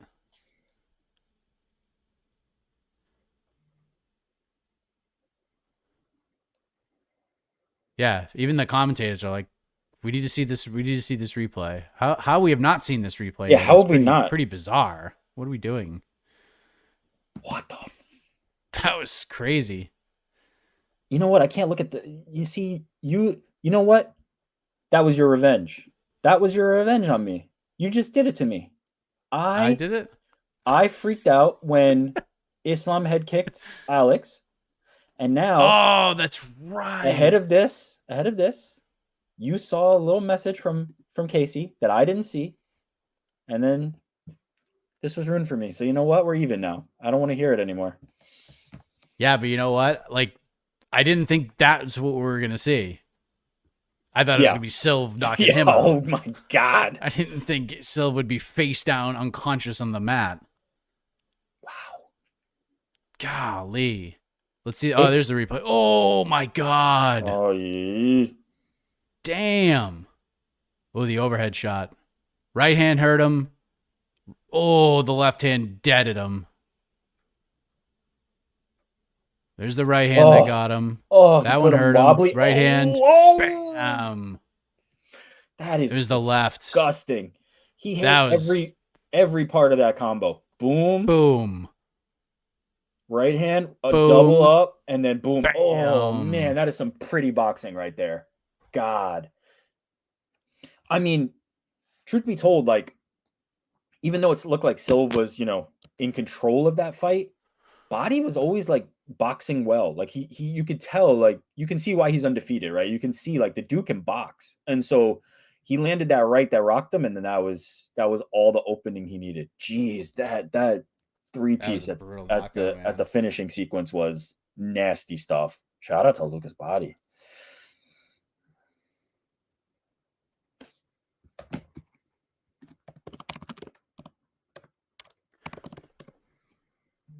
Speaking of heavy hitters, Usman versus Peterson. Yes, the fight of the year. The opener of UFC Vegas 94. It was everything we hoped for and more. Over 2.5 was the steal of the century. And boy, did they deliver. And Muhammad Usman loses again. And yowzer. That's why that's the first fight of the night and not the main card. Ariel's on the broadcast. Google, but yes, just kidding. Jake Paul going to knock out Mike Perry. We'll see. I just heard Ariel on the mic. Yes, he's there. They're shocked. Turned his head both ways. He sure did. He's sitting up. Good. Hit him hard on the way down, too. Yeah, that was a nasty knockout. Whew, that was brutal. All right. I'm glad to see Silv back up here. Yeah, he's looks like he's good. Wow, that was a shot. That was crazy. Did Mike Tyson and Paul fight yet? Nope. Got ways to go. You got about 4 months before we get there. What I Did the love fight is happen yet? Yes, H2O Silv and Lucas Body Body. just happened. Yeah, I love anybody who's just like sitting there like, did Paul happen yet? And then check out, missed one of the gnarliest combo knockouts you'll see in a while. Yeah, it was pretty nasty, dude. Vicious knockout. Damn, Lucas Body. Shout out. All right, Silv exiting the cage, getting a big hug. Joe Martinez just said, let's pray for him. Pretty nasty KO.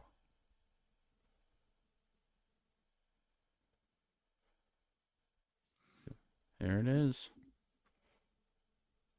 Damn. Big win. 17-0, 15 KOs. 15 KOs. Ugh. Biggest win of his career. Yeah, you see. That's what's I've been on record in saying like I like the highest levels of boxing a little bit better than I like the highest levels of MMA. But like, just think about how long that fight was. Think about how deep into that fight you are, and you have to be on your. If you're Silv, right? You have to be on your game for so many rounds. You have to be so on point for so many rounds. It's a different thing. There's a real war of attrition that I don't think is quite translated in MMA. Certainly, like the longer rounds, I think are their own kind of war of attrition. But once you get deep into that, now you're in round 6, now you're in round 7, now you're in round 8. There's a difference there and you see some fighters who like can really take over in that period. It's a beautiful sport. Boxing at its best is truly a really beautiful sport, and that is an insane KO. Yeah, that might get some MMA fighting knockout of the year votes. I mean, it might. I don't hate it. Nasty knock. Oh God. Oh, the last shot is just a coffin nail, man. It is. The last shot spins his head all the way. Yeah. Boom.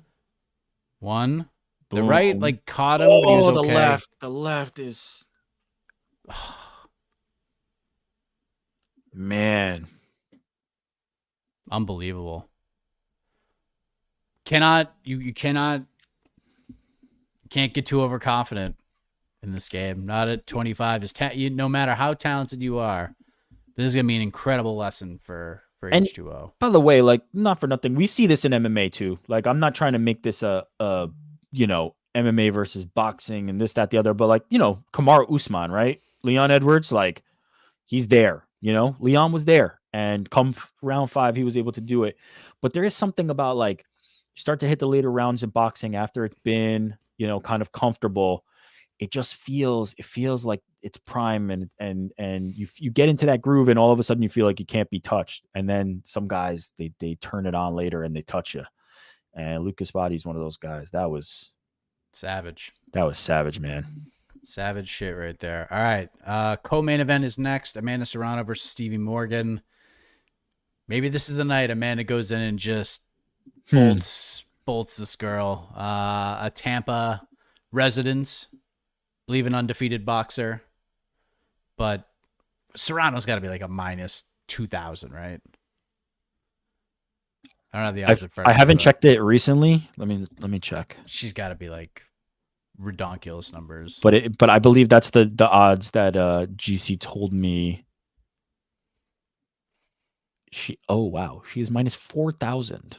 Oh, I was gonna say. I was like, this might be bigger than Romanov versus Chase Sherman type betting odds right now. Yeah, 4K minus 4K is a lot. That is a lot. That's a lot. What's Serrano by decision? Paul by decision from Matt Schneider. Let me check out Serrano by decision for you. I was so sure she was going to finish. Me too. Heather Hardy. I was so sure. Do you remember that? Do you remember being in Dallas and we're sitting at that Mexican restaurant? It's like all of us and GC is like arguing. It's like you and me versus GC arguing. We're like, dude, she's going to knock Heather Hardy out. Come on now. Dude, And we were Serrano, so wrong. Serrano by decision is plus 120. That might be that might be something that is at FanDuel, it looks like. Ooh. Yeah, I that's might not have to God, I might have to do this. I might have to send a text message right now. God, I think I kind of have to do it. I wouldn't blame you. All right, let's see what it is on the old DK app. Let's see. Fight props.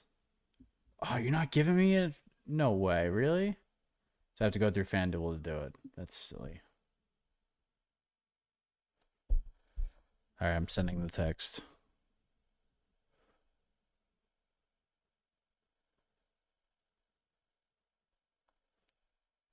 All right, it's happening. I'm doing it. It's so funny. The last time it was, nah, she's got the finish. Now it's like, nope, lock in that decision, and I have to get now. the finish. I have to now. Oh, I love it.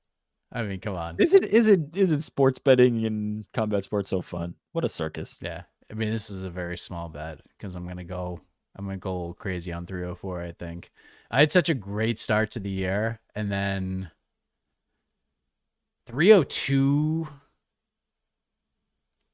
like I think I won like a quarter of a unit at the end Okay. after Islam finished Dustin, but like hey, I got the big fat hose job. Like the Sean Strickland betting loss just hurt my soul because I had Strickland with the points and I lost by a half a point because some idiot judge scored the fight for Paulo Costa, which is still one of the most egregious cards of all time. Did that actually happen?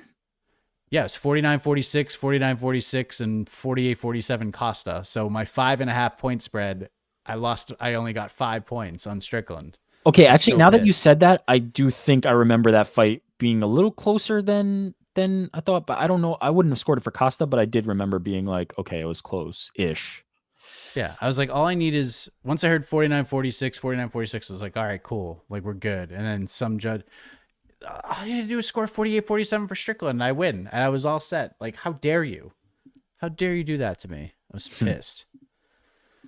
Co-main event coming up next. So guess what? We're going to answer some more questions. Let's party. Let's get after it. Let's do some stuff. You guys got opinions. You guys got takes. You guys got predictions. Let's go. Ariel just shouted out Jazz Devisius. Really? Wow, really? She might have. She might have. I mean, Body being a fellow Canadian. Wouldn't surprise you. I have Logan's ringside. I have this all on mute, so I missed that. Yeah, I missed it as well. Minus 10,000 on some books for Amanda Serrano. Bet365 has her minus 5,000.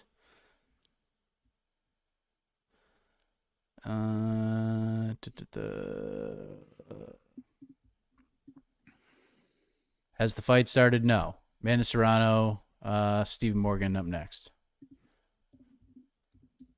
Tell Casey and Judnut I'm ripping the Bing for them.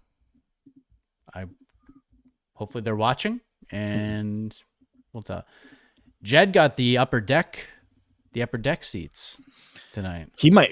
I thought it looked like he was on top of the arena. If I'm being honest, he was in a blimp. He was in a blimp, looking through a skylight. The old Stridex blimp, the old WWE Stridex blimp. Oh god, yeah, he was way up there. It's like my office for the night, and the ring is like this big. He was in his office, but it was his home office, and he was using a telescope to see into the arena. That's unbelievable. My plus 120 bet is in. Nice. She's got to knock her out in like friggin' 14 seconds, which is fine. Like, I mean, either way, I win. If this goes to the cards, I win. And if it ends quick, then we all win. It means the fight starts earlier. Yeah, it's one of those that, you're playing the odds. You're hoping fortune favors you, and then combat sports gods kick you in the teeth. Oh, I see. You shot an Niagara, including Jasmine. There you go. That makes sense. Jake Paul will lose tonight. We'll see. Could. Perry by TKO would be fun. I think that's the more fun result. Mike Perry winning. I've saved up money to pay for Jake Paul versus Mike Tyson fight. It's not. I don't think it's going to cost any money. It's going to be on Netflix. So if you have a subscription, Unless you're in Arlington, Texas, and you want to go. Oh yeah, you know what? That was silly of me. I always forget that people actually go to fights. That was dumb. I get it. Good for you. Enjoy that.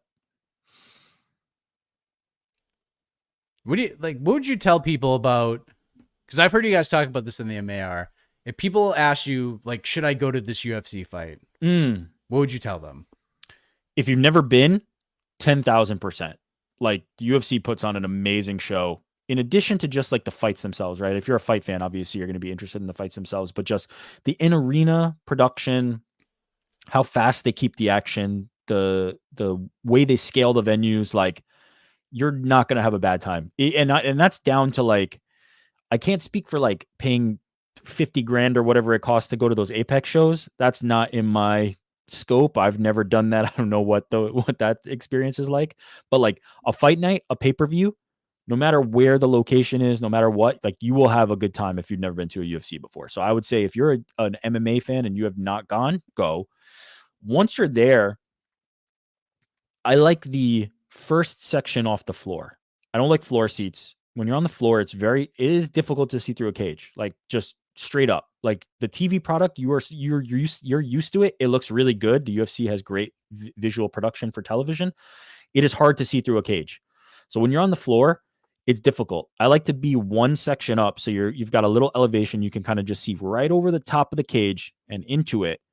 So that's my suggestion. If you're a UFC fan or an MMA fan or even a combat sports boxing fan, check out a UFC event. They do it really well, and get that first section.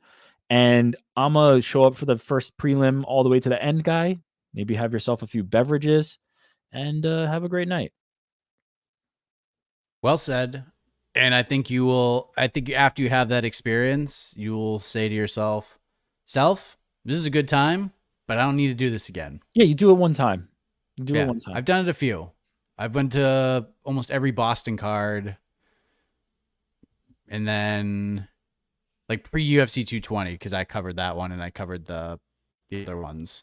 This is the problem with all sports, or not the problem, but like the thing with all sports is the TV product has gotten so good. You really don't need to go.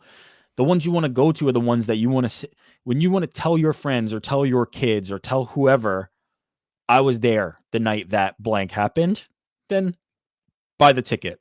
If it's just like, hey, I want to have a good night out, 50-50. Home experience is pretty good, but maybe you go. If it's just like they're in town and I have to go, like, sometimes you can just watch on TV. So, and that's not specific to UFC. That's kind of like all events at this point. Like, TV has gotten so freaking good. But yeah, that's most of the times when you're at the UFC cards, like, because I think you're right, sitting on the floor, unless you want to like hobnob with the celebs and you just want to see like who's there and you want to take pictures and be like, oh, look who's sitting 14 seats away from me. It's Theo Vaughn. How about that? It's Kid Rock. Look who walked out with Donald Trump. Like, that's cool. But if you're there just to like go watch fights, yeah, sitting floor's tough. That first section, or like the loge section, is like perfect. Other than that, you're just going to watch the screen, and you're just going to basically watch the television screen anyways as the fights are happening, especially if you're sitting where you can't see over the cage wall. Plus, you got camera people that are kind of scooting around there as well. But it is, I think the vibe of it is super fun. But I think once you experience it once, you're like, okay, cool. We're good. Agreed. Stephen Morgan getting the pre-fight interview. Did you guys bet on the main event? I got a small little bit on Mike. I have no bet on the main event. I'm pondering a Jake Paul by decision bet at the moment. I think Jake's going to win. But I think similar to the Nate fight, I think Jake will win on points, but I think Mike will I think Mike Perry will like end the fight with like a ton of momentum. I think Jake will have moments where he bleeds a little bit. He's going to be huffing and puffing. It's going to be one of those types of deals. So, yeah, I think at the end, like if we're doing pride rules, I think Mike Perry wins the fight. But in boxing rules, I think Jake's going to win by So you think Jake's going to have to go through a little bit here? You think it's going to be a little bit of hell for him before emerges victorious? Yes, I think the first 3 rounds are going to be terribly boring. I think Mike is going to try to get inside. He's not going to be able to. Jake's going to clinch a whole bunch and just jab a little bit. And then he's going to hit Mike a few times, like real hard. And Mike's just going to walk through it like it's nothing. And Jake's going to have fun with that. And then he's going to keep hitting Mike with really good punches. And Mike's just going to keep walking through it. And then like round 5 is going to come. And Mike's probably going to bleed. And he's going to hit Mike with the biggest punch he's ever landed. And Mike's just going to laugh in his face. And then you're going to see the tone of the fight change. Jake's going to be like, I don't know what to do with this guy anymore. I can't hurt him. There's nothing I can do. He's an absolute psychopath. And then Mike's going to start getting inside.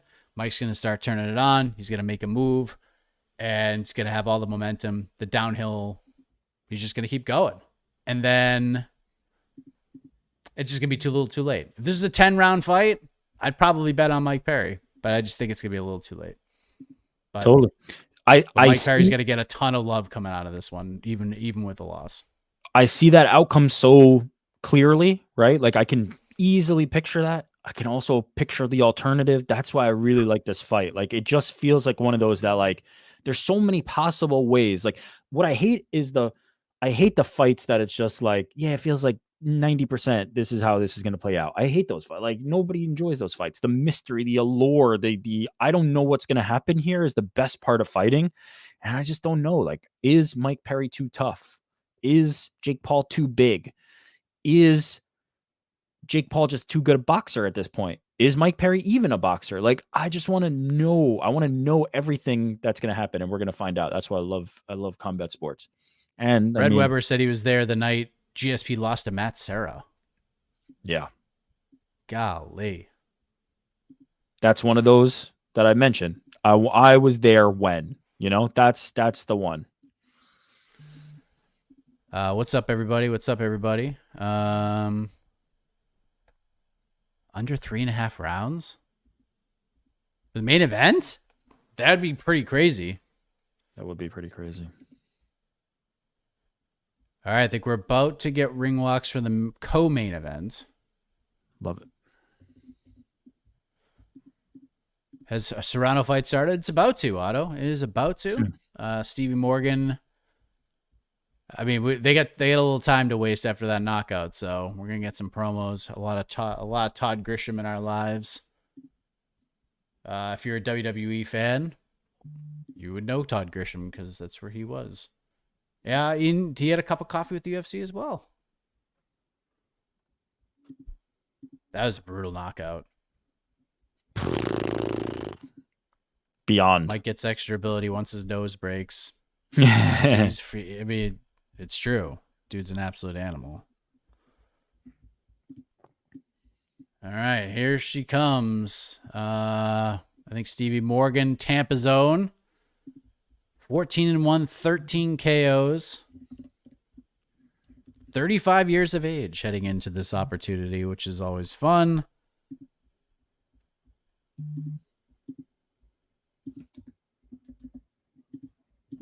And there's Joe Martinez getting ready to get everyone fired up. I'm a big Joe Martinez fan. I know I said that earlier, but worth reiterating. Good, man. I always said like Bellator should have paid him $1 million a year to come in. That. Like it's a no-brainer. Like he's so good. I think he's the best overall ring announcer. Oh, you're gonna get in trouble here. You're gonna get in trouble. Look, it's the same thing. Bruce Buffer is to cage announcing what Joe Rogan is to color commentary. Like it's just not the same if they're not there. It doesn't feel as big without them. But Joe's just so good in a different kind of a way. He's more of like the 2024. I don't need to scream and yell and do and jump up and down. And Joe gets a little passionate and gets into it, but it's just a little more relaxed, a little more laid back. And Joe's just such a pro. A little But measured. yeah, like Joe doing UFC 300 wouldn't be the same as Bruce doing UFC 300, and Joe Rogan doing a broadcast, like doing color for UFC 300. Like Paul Felder's great. Love Paul Felder. I think he might be the best overall color guy the UFC has in terms of what they're looking for in a broadcast. But if it's not Joe Rogan, then it just doesn't feel as big. Agreed. Which is what I'm trying to say. There's But a obviously, status. yeah, the Buff Man is obviously a legend, so I don't want to take anything away from the Buff Man, but Rich Q, thank you. I hope Paul and Perry swing for the fences tonight. Could happen. I think Perry's gonna. That's just that's how he rolls. Fitzgerald is good. Brennan Fitzgerald is no. Ryan, you're wrong. Brennan Fitzgerald is not good. He is excellent. Brennan Fitzgerald is excellent. Where is he from, by the way? Massachusetts. Another Massachusetts guy. Just like the great John Anik, another Massachusetts guy. They got it down there in UFC land. They don't really miss with their television people. They got it on lock. They do a very good job. Sometimes the combinations aren't spectacular though. Like it's tough to get like when you put Dominic Cruz with Paul Felder, Dominic Cruz is really good. Like him and Felder are so good together. But when you put Cruz in there with Bisping or Cruz in there with DC, and they just kind of like sort of banter about, and it's like two A personalities trying to like bite each other's heads off, it gets a little uncomfortable. Yeah, the pairing, the combinations are very important. You're right. Yeah. Here comes Amanda Serrano. On her way out, co-main event. For those just joining, we're rooting for an Amanda Serrano decision here for Mikey. Yes, I've padded the stats where I can't lose. Either I win a plus 120 on Amanda Serrano against a local Rocky Balboa-esque women's fighter, or we get a quick finish and we get to the main event a lot faster than we expect to. So either way, you're a winner. Either way, we all come through. Are you does anybody call you Mikey? I called you Mikey just there and I was curious. No, not really. You never been a Mikey, huh? No. Okay. I won't do that again. Well, I mean, when you grow up with the last name Heck, you don't really need a first name. You either just go by, you either get a Heck, or my high school football coach called me What the for 4 years. What the? Hey, what the? I understand. Yeah, dude. Joe Martinez, such a good. Sanko and Fitzgerald, great together. Completely agree. Laura's awesome. A few years ago, I met Nelly at an MMA fight in St. Charles, Missouri. Sick. I like that. Which card was this? Was this a Shamrock FC card? Hey, Mikey. Shit. Mikey's going to be a thing now, ain't it? Sorry. Nah, that's cool. I didn't mean to. Jake Paul versus Brock Lesnar. Let's go. Let's get super weird with it. All right, stop it. Is there anything Jake Paul could beat Brock Lesnar in? Boxing. Definitely boxing. Oh, stop it. Don't do that. Brock's 300 pounds, man. Well, what is this? You're about to tell me Bradley Martin? I'm 260 or whatever that stupid gimmick he does is. I don't care how much Brock Lesnar weighs. He can't box. No, Brock's a little bit. Did you see what he did? He knocked Heath Herring across the whole octagon, New York Rick. He was like a bowling ball. Mike, first of all, that was several decades ago. And also, I wouldn't say that like Heath Herring is like who I'd point to as the pinnacle of boxing. Like, all due respect, like, yeah, he's not outboxing Jake Paul. It ain't happening. If you give Brock Lesnar 6 months to get ready for Jake Paul, You I'm are taking him. right now doing all the tropes. You're doing the 6-month sprawl training joke. You're doing the 260 from Bradley Martin. You're just hitting every dude. like This ain't every no, internet no. commenter. Every internet commenter. No. Brock has fighting experience. Oh Jesus. He's in shape. Like he's good to go. And plus Brock's a unicorn. The athletes like Brock don't come along very often. So I wouldn't rule him out. Chase, my girlfriend is tired of the streams, but I'll never stop. We're on a date and I have it on. Thank you. Yeah, we appreciate your patronage. Yes. Shout out to Framingham, Massachusetts. Gustavo. My nephew just graduated from Framingham State not that long ago. I believe I have family who live in Framingham these days. So look at that. Cool little city. Lesnar's not like to get punched in the face. Well, I mean, it's Jake Paul, so. Brock's going to have like 60 pounds on this dude. Brock's almost 50. Yeah, so what? I'm not saying Brock could walk in there right now, but if you give Brock 6 months to focus just on Jake Paul, I think he would do fine. I can't tell if this is a gimmick or not. And I think maybe that's the point. Brock Lesnar almost played for the NFL without like playing football. He was the last dude cut from the Vikings. You know how hard that is? Brock could play if Brock was like, I'm going to take 6 months off and I'm going to play in the NHL. He could probably do it. I'm trying to read you right now and I can't figure this out. It's real. Can't figure out if you're talking shit or serious. It's a lot of faith in Jake Paul's boxing. He's just gonna go in there and knock out Brock Lesnar. See, that was the one. Now I've determined that this is a gimmick. That was the line. So you did really well, but then you gave it away with that line. But this is Stevie fun. Morgan is just getting punched in the face a million times. She really is. God, my plus 120 bet might be the worst bet I've ever placed. There's no way she could survive this for 10 rounds. I gotta tell you, no fucking way. That interview yesterday, I maybe I'm making too much of it. That interview really made me think she's gonna get finished. Dude, Amanda Serrano is just pounded her. She's pounded her. She like stared her down and gave her that look. The thing about it though is like the Heather Hardy fight kind of looked like that in the first round too. So it's like, I don't know, like she was just beating her up. But then again, we find out later, like she said, I'm literally going to carry you. So maybe she doesn't have that same affinity for Stevie Morgan, you know? Yeah. Show Stevie Morgan's quarter, please. There's Serrato's quarter man who's like ready to fight everybody. Stevie Morgan's corner. Yeah, don't do that again. That was no good. No, they're probably like, Stevie, you're doing great. You're doing amazing. She's tired. She's getting tired. Yeah, boxing corners do love to lie. She's just like, her whole face is swollen already. Like her head has like lumps all over it, and it's been 2 minutes. She's getting lumps. We're back at it.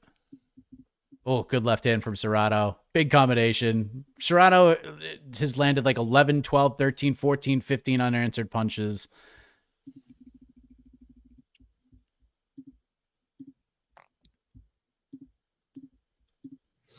No, Todd. No, she can't. Wait, Todd so Grisham just said, "Could she get her first?" Yeah, I have it faintly on in the background. Okay, that's smart. Maybe I'll try that. I feel like I'd lose focus, but I'm gonna try it. Oh, dude, there it is. That's it. Son of a bitch. That 3 minutes and 20. It took less than 3 minutes for that bet to lose. Holy crap! Terrible bet. Oh, what an awful bet. That ref didn't give her a whole bunch of No, not a lot of leeway, but like, let's be real, that one wasn't going any different direction. You know what I mean? Like, that's one of those that you're just like, even if I stop this early, you can thank me. You know what I mean? Like, we're not going anywhere here. Amanda Serrano gets it done. Minus 4,000.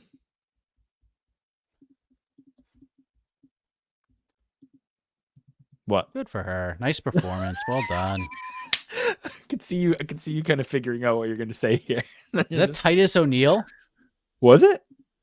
I think so. Is he in the corner? Let's see. Go back. Come on. All right, I got it real low now. You're right. That works. Yeah, definitely works. Is that Titus O'Neil? Oh, shoot. It is Titus O'Neil. Look at that. Is he still with WWE? I think he's got to be. I think he's in like at least an ambassador role of some kind. Because yeah, I don't he know. should be. I don't follow it that closely that I would know, you know, if he's still there or not. But obviously, I know who he is. Like he was a figure for them.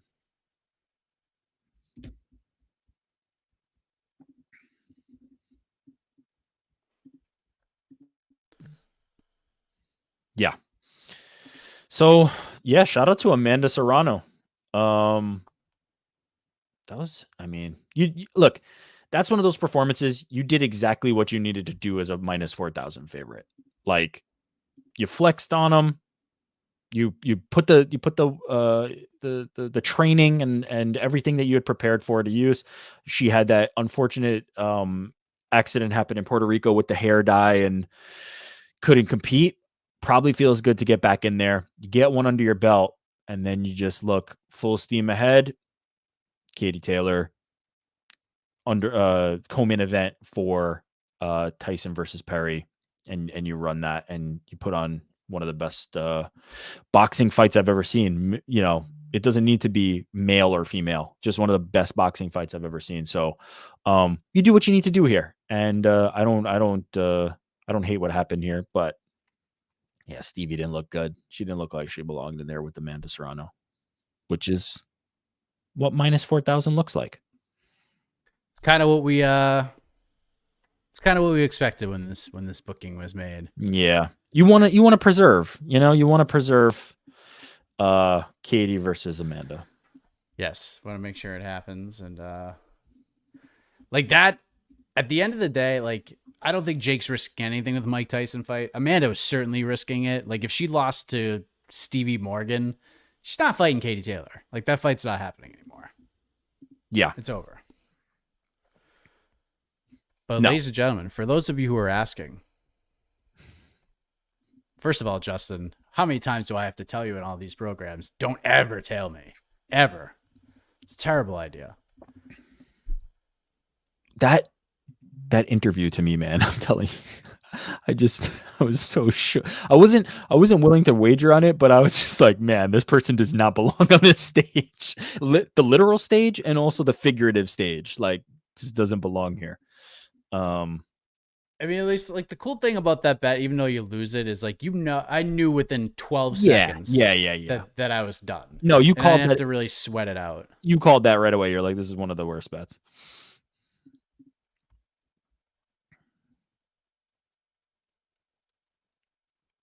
All right, let's see if she cuts a little promo here. You know, Amanda's not a big trash talker. Let's see what kind of words she has for Katie Taylor. I mean, interview Titus, Ariel. You know what's up. Make sure you give Titus some mic time.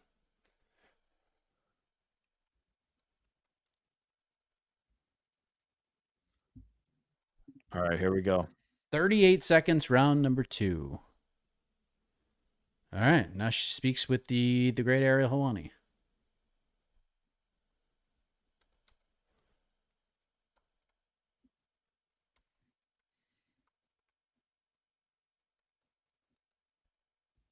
First stoppage win in over 3 years for Amanda Serrano, for those keeping tabs at home. Okay, don't do that. That's bad. Tampa loves Amanda Serrano.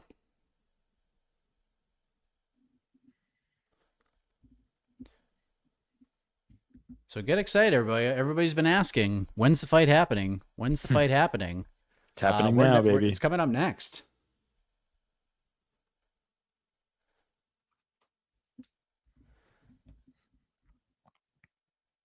Amanda looks like she didn't even take part in any sort of fighting tonight.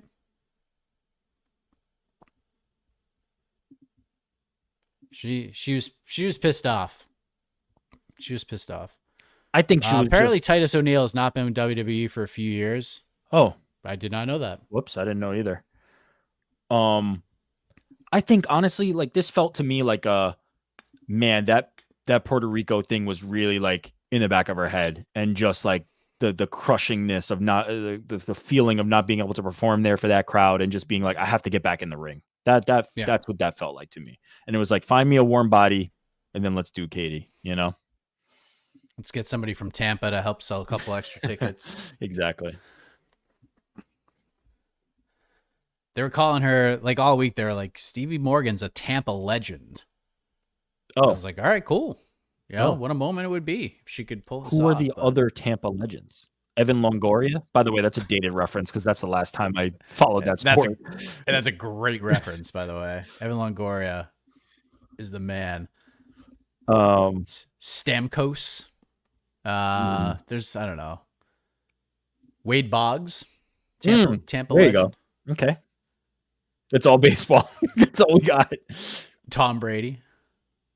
Yeah, I guess. Tampa Bay, right? So Tampa Bay. Nothing angered me more than when Tampa Bay started calling themselves Champa Bay. Like, it was the worst. I was so mad. You know the video of the guy, brother, that meme? Yeah, that's how I was so pissed. Champa Bay is no good. Brother, Champa Bay. You won like 2 championships. Get off me. See, she said Katie Taylor's name for what it's worth. She said, now I'm fighting Katie Taylor.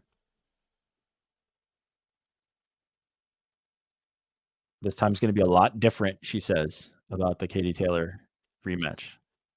I hope it's not a lot different, because that first fight was you're right. I hope it's not a lot different at all, and I hope, for your sake, Amanda, you get your hand raised, but I hope it's not different at all. That was sick. All right, Titus is a global ambassador for WWE. That's what I thought. That's what I thought. I know he doesn't. He's involved. He doesn't wrestle. Got it. But I mean, that dude's so likable. Like, how could you not just want to having that guy represent your company? Yeah. He still looks good getting off the bus. Still looks like he could run a 4.40 and run people over. Speaking of Tampa legends, the Hulkster, bro. Oh, is he Tampa? I didn't know. I believe so. I believe his beat shop is like right in that area. Okay. Well, then I guess that's legit. Like that. Wait, so it's like Hulk and Stevie, like Hulk Hogan, Stevie Morgan, Evan Longoria, Wade Boggs? How do we? Yeah, I bet. I mean, who knows? When Mike I covered, you just never know who you're gonna run into in Tampa. Tampa's one of those places that like you could literally run into anybody. Mike Perry's not from Tampa, or I know he's from Detroit originally, but or Michigan, but he's not from Tampa, right? He's from another part of Florida, or resides. Mike lives like just outside of Orlando. Okay, I think. We played golf when we did swing rounds. Is in a city called Claremont, which is kind of like right in between Orlando and Tampa, which is a cool spot. I can't wait to play golf with Mike Perry again. It's just what an honor it was. And I had too much fun, and we have to do it again. Yeah, that was good stuff. We have to do it again. I think it should be me. I just want to play with like all the psychopaths. So I want to play with Mike Perry, Matt Brown, and then like we got to find somebody else like that. Go to wherever Hamzat Shemaev is currently residing and play golf with him. He's a psychopath. That'd be fun. He's not coming here, but you can go to him and go play golf with Hamzat. The rules for golf over there is probably way different than they are here, which would be pretty interesting. You probably have to like it's probably like sprint golf. You have to like hit the ball, but like it's just a speed golf. Whoever gets the ball in the hole first wins. Yeah, it doesn't seem like he has a lot of time and patience for things. So you're right. You probably have to play a little fast. Okay, Mike, I have an hour, so let's get this done. 18 holes, 1 hour. Promo. We're here, baby. I don't know if this is the promo or the pre-promo. This is a DAZN production, so this could be the first of 5 promos. Yeah, we could cut to the desk right after this. Yeah. We're getting the the full stare down mic stuff right here. Play golf with Shara Bullet. That'd be pretty interesting. Crazy Horse? Holy crap. That'd be an experience. First of all, this is Cowboy Cerrone, Sean Strickland, Bryce Mitchell, Nick and Nate. We were on a streak there with the Cowboy Bright. Like that felt like a Crazy Horse. Go play basketball with Habib. Gaethje I would love to play with. Diego Sanchez would probably fit right in with those with those. Like he'd be a different kind of piece of the mix there. How do you determine, like, who are ideal people to play golf with? Like, how do you determine who you want? Like, what's a good group? What's a good, like, personality type? Like, how do you do that? How do you determine that? Who are your golf buddies, and how do you assess them? Like, how do you do that? So for me, I just I'll play golf with anybody. I just like playing, and as long as you are not a complete asshole, then we're gonna do just fine. As far as fighters go, like play with Mike. I did play with Chris Weidman once, which was a lot of fun. Chris is low key hilarious, and there's just so many others that I would like to I'd like to do one with. I think Weidman and Wonderboy seems like something we could pull off pretty easily because they both live in South Carolina. So that'd be cool. Like either play against both of them or do some sort of challenge with both of them. Tai Tuivasa, I like you. I like where your head's at, Chase. That would be a good one. Mm-hmm. Dude, him and Tai, yeah. Apparently, Izzy plays golf too. He's big into it now. He's taking it up as like a real hobby of his to help himself relax. I was gonna say right before you say Izzy, I was about to say Alex Pereira would probably be pretty fun. Man, that would be great. That would be super fun. You could probably get us on a nice private course in Connecticut. Oh yeah, that's right. Connecticut living. I feel like Alex Pereira is the answer for like drop this person into any scenario and it will be interesting no matter what. You know what I mean? Like he's kind of become that guy. Like he's on the side of the road changing the tires and he's running the rickshaw and he does this and he does that. It's almost like what is Alex Pereira doing today? Like he's the answer for like, yeah, let's just throw him into XYZ thing. You want to see Alex Pereira do that. Yeah. Volk would be great. I mean, Cater. So Cater and Font were gonna be like the first two guys I was gonna play with, and the first swing rounds we were ever gonna do was going like Calvin Cater and Rob Font were gonna play in my cousin's charity golf tournament with me.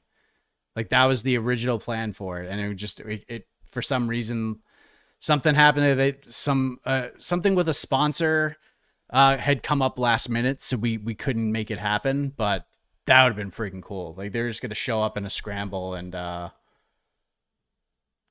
do it. So yeah. So Manel Cop still tweeting that the fight's happening. Again, we've reached out.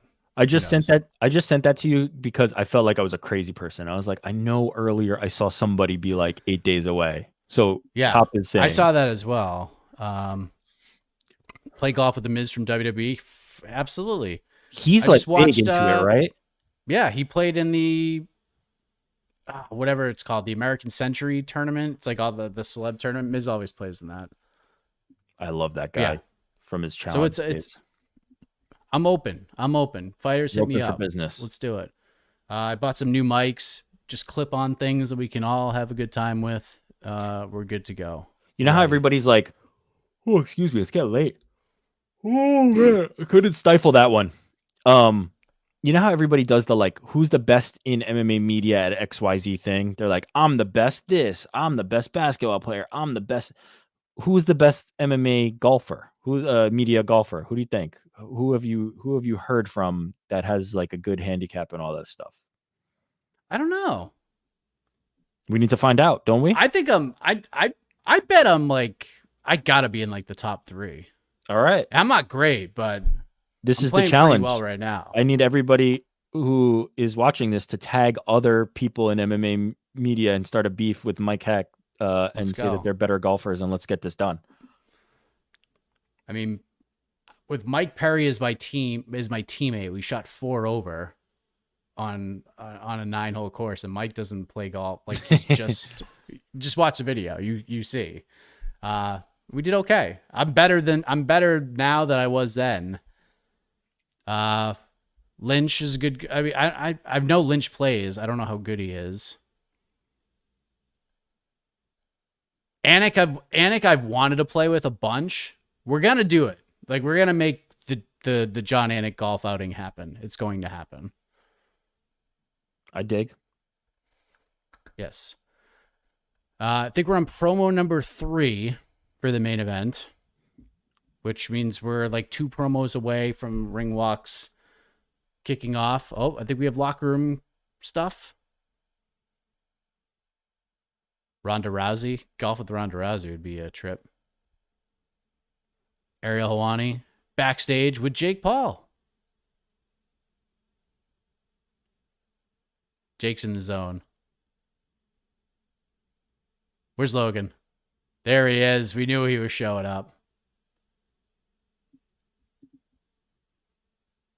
They're doing like a giving him gimmick no- here. they're- They're doing like gimmick where they don't say anything.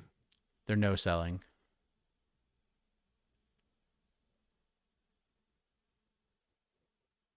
I like crazy ideas. Yeah, they're gimmicking. Logan's doing like mean mug thing now. Yep. What is Logan doing? It's bizarre.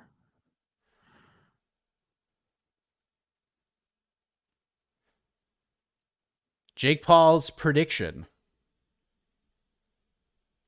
First round knockout. No. He said Amanda Serrano's the GOAT. That is incorrect. That is Clarissa Shields is the GOAT. Don't disrespect my queen. First round knockout. Okay. All right, dude, that'd be sick. That'd be a wild prediction. Shout out to Tyler Woodley. He's looking like a couple of Billy tonight. It's a clean suit right there. Yeah, looks good. He dresses well. Yeah, Logan Paul was doing something weird there. It was like a WWE. He was doing like, you know what it was WWE. He's doing like the guy. I mean, you just dropped $1.99. Where do you think that's going? Duncan, baby. They collect. Apparently, Cobb got bumped to the featured prelim. Oh, is that what it was? Which is fine. They bumped Christian Leroy Duncan versus Gregory Rodriguez to the main card, according to the graphic they showed tonight. So that's all it was. Everybody's freaking out. Oh, we get more locker room shots of Jake. He looks very relaxed, I'll say that. Although he's worked up one hell of a sweat. Him and Logan He sure has. Must have been going hard back there. Oh, we're gonna hear from Platinum. Yes. There he is. There's Mike Perry. Dude, look at that robe. Purple, shining, dirty boxing championship hat. He's pissed off.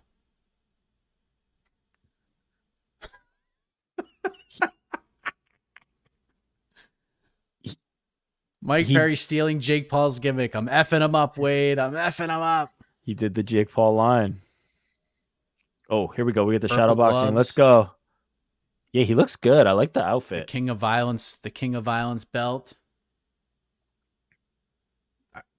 We're going back to the desk. This is we're PFLing this in a big way. Yeah, maybe they're just trying to hit the 12. Are we really hitting this 12:48? Are we doing Trying. this for another 20 minutes? Is this happening? I think it is. We'll tell you. Look. Here's the thing, guys. I know for all these other fights, Sean. we can really tell you what's Strickland. happening. We're gonna tell you. We're gonna. Here's the thing, guys. Here's the thing, guys. Listen, guys. Listen. I'm gonna bleed for you. I do this shit for you guys. All right. I don't do this for me. I don't do this for the money. I mean, the money's great. I could afford a lot more stuff. I got a cool house. I could buy all the cars I want. That's okay. but I do this shit for all of you guys. I love you guys. I love you guys. So that was my Sean Strickland impression. Anyways, Not bad. Not bad. we're gonna tell you what's gonna happen in this fight. We're gonna tell you. Hey, promo number 5. Okay. Getting close. Now we're getting like the old UFC pre-fight. Yeah. The sitting things. in the studio, Yes. speaking to a slightly off screen camera. Yeah, you know what? I'm pro mode out. Let's go. It's time. Yeah, let's go. Come on now. Come on. Ready. We are ready. I don't understand. Explain this to me. Like, I've never gotten a definitive answer on this. I don't understand. If you are a promotion, if you are, in this case, MVP, or you are DAZN, right? I've ostensibly already paid for this. I've already given my money, right? Why do we need so many promos? What are you trying to achieve? Like, I care. I bought the pay-per-view. I'm here. What more are you trying to extract from me in terms of investment? Like, am I going to care more about the fight? I already paid for it. I care. You know I care because I paid. So what do I need 4 more promos for? I probably saw these promos and that's what made me pay for it. Like, give us a concert. Like, give us something. Well, that's dicey because we get those concerts and then people are like, why the fuck do we have a concert right now? I mean, Jake's literally like just sitting in his chair. He doesn't even look like he's ready to make. They just cut to him. Just have a He's robe doing on. nothing. He's doing nothing here. He's just standing around. Yeah, there's no robe. There's no nothing. Is it okay? Let's get a little something. Here's a justification. If they told Jake Paul and Mike Perry, you are going to walk at 12:48, and Jake Paul and Mike Perry go, I do not want to walk a second before then. Okay, I get that as a justification. I'm okay with that. But that's the only justification from a broadcast perspective, from an entertainment perspective. Like, this just doesn't. It never made sense to me. And there's lots of promotions and broadcasters that do this, and I never got it. For one, to their credit, UFC doesn't do this, right?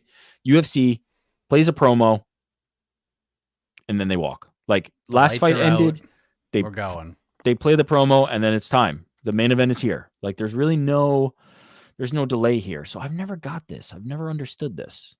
Yeah, I can assure you that Mike Perry is not being like, listen, man, 12:48, not a second earlier. Yeah, I'm sure. Mike Perry's probably ready to fight at 12:48 p.m. Like lunchtime. He was ready to go if they asked him to go. Are we doing the tail of the tape? Oh, thank okay. Christ. Tail Here of the tape. go. Oh, we beat the time. I hope. I'm knocking on think so. Cork because my table's not wood. But after this tail of the tape, let's hear from both fighters once again. Let's hear from the entire DAZN boxing staff. Yeah, baby, we're going to the ring. We're going to the ring. There's Joe. Oh man. Let's go. All right. Now officially 12. We're here. Yes. It's time. I'm at my 12. I'm at my 12 out of 10 right now. I'm so hyped for this. Let's go, baby. Energy. I hope we get the Joe Martinez. Like, if you make some noise if you are ready when both guys are in the ring, because like for the first time he just did it already. He just did it for the pre. He didn't even say it. He didn't even already wait. Said it. I heard him say it's time for the main event. Oh man, make some noise if you are ready. Oh, golly. Who is this?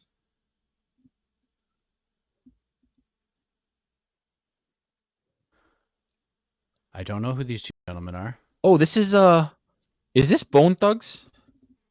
Wait, no way. Yes, I think this is. What's the name of this? Something Bone. Oh, it's Thuggish Ruggish Bone. Yes, Thuggish Ruggish Bone. Right? Is that not it? It is Bone. What a night for Bone Thugs. First they signed with Conor McGregor. Wait, and so now they're Conor McGregor, Mike Perry to the ring. Conor McGregor is just like loaning them out to Jake Paul and Mike Perry. Well, I mean, BKFC.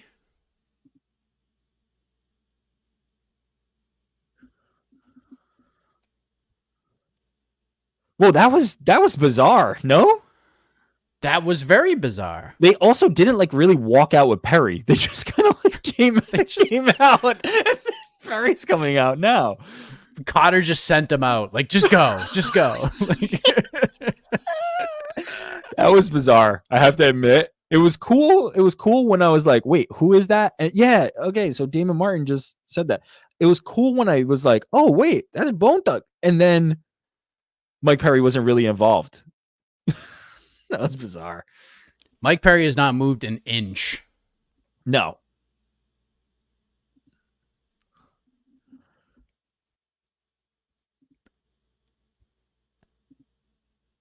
Ariel shouting out Bone Thugs.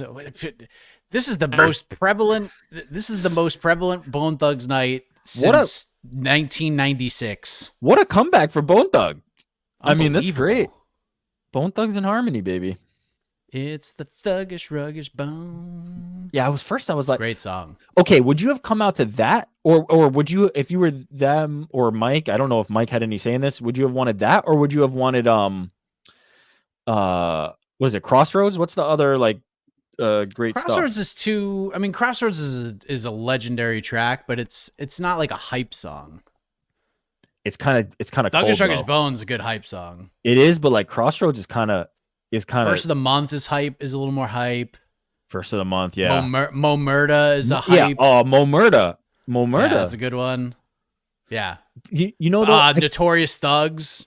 That's a good one. I kind of like. That's more Biggie than Bone. Bone's in it, but it's a Biggie off a Biggie album. I think I would go Crossroads because I like a melodic. I feel like that's what I would vibe with, to be honest. Crossroads is like, yeah, East 1999 like is a good one. East 1999. Yeah, Notorious Thugs is a good one. I mean, there's so many. Ariel was singing a song in the MMA hour that he said he was in college and that like his neighbor used to play it over and over again and it used to drive him crazy. And he actually like sang the melody but didn't know what it was. It was a Bone Thug song. Oh, was it? I was. I couldn't even track it. It was called Ecstasy. Mm. And as soon as he sang it, I'm like, that's a Bone Thug song. I know it. That's from like the album that I was one of 12 people who actually went to You've Circuit City and bought it. Yeah, you've got some deep Bone Thugs catalog. I bought most of the CDs. Jake Paul looking, I don't even know what to say. Looking like a gladiator of some kind. A W gladiator. Is this a miss? This is a little bit bad. weird. Is this a miss? This isn't good. I don't like it. I don't like it either. When Jake fought Andre August, he came out to Rockin' Around the Christmas Tree. That was pretty awesome. I thought that was very good. Jed Meshew reporting boos very loud for Jake Paul. Aaron, my bill collector. Good call. Or Mr. Bill Collector. Bone Thugs, just so many. So many. For the Love of Money with Eazy-E. It's a good one as well. Mike Perry looks like he's about to run out of the ring and chase him down the aisle. What is happening here? We're getting a promo for his walkout, folks.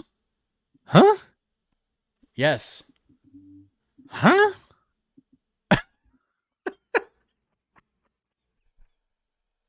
Oh, it's like a gladiator. It's like a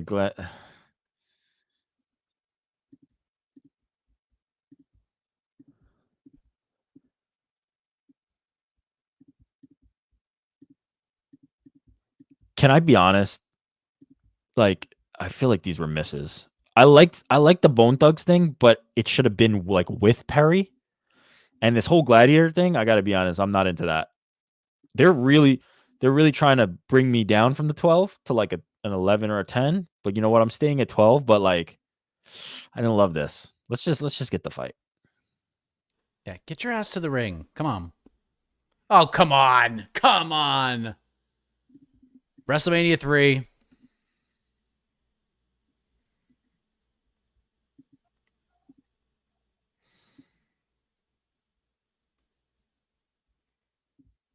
This is tough. So if you're not watching, Jake is being wheeled out. Like, he has his stupid pit crew like wheeling him to the ring. He's in like a carriage that is all gladiator decked out, and he's being pulled to the ring. Shout out to the chat who continues to throw out classic Bone Thug songs.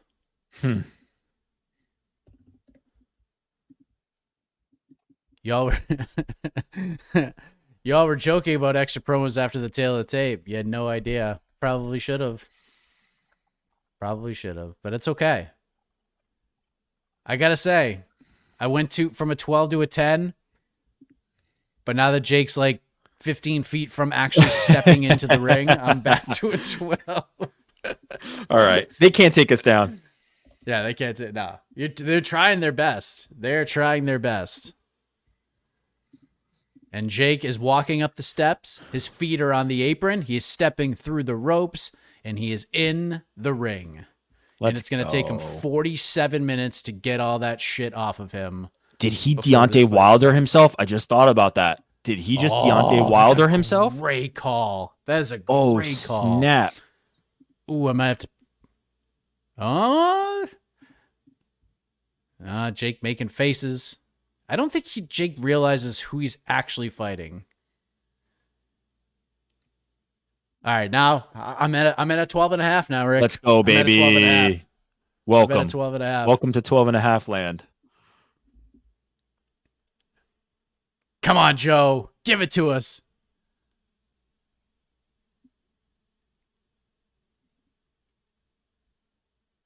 Oh, now we're going to get it the way it's supposed to be.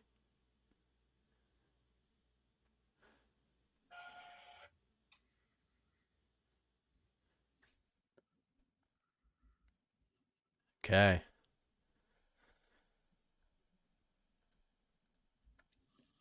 Tucker, if Mike can't, we need to send in Alex Pereira.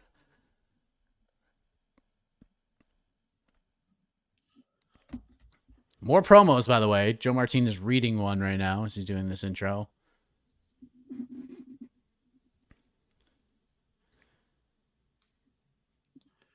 Oh, I love when Joe Martinez says this. And James O'Connor. Christopher Young. All right. Good old Chris Shout out Young. to Christopher Young. Here we go. Here we go. Give it to us, Joe.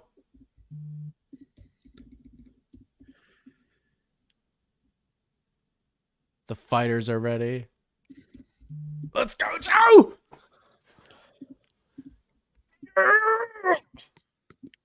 Are we hitting 13 yet? What are we at? 17.25. Let's go. Mike Perry is at like a 23 right now.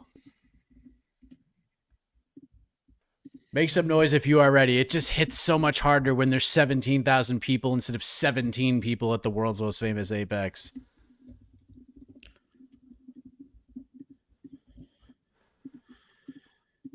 Shout out to them giving Mike Perry counting his BKFC fights, right? As his boxing I like that. record. Like it. 6-1 seems better.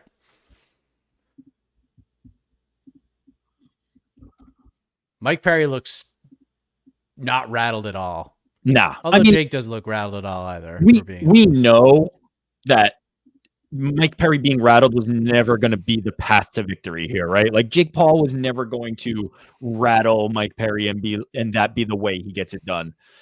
He's just going to have to outdog Perry, or at least like do enough to prevent Perry from outdogging him. That's how he does it. It's never going to be like mean mugging Mike Perry, telling Mike Perry you're going to F him up, pushing him at the weigh-in. Like that dude's not scared of Jake Paul. Like that dude is not concerned to be in a ring with Jake Paul.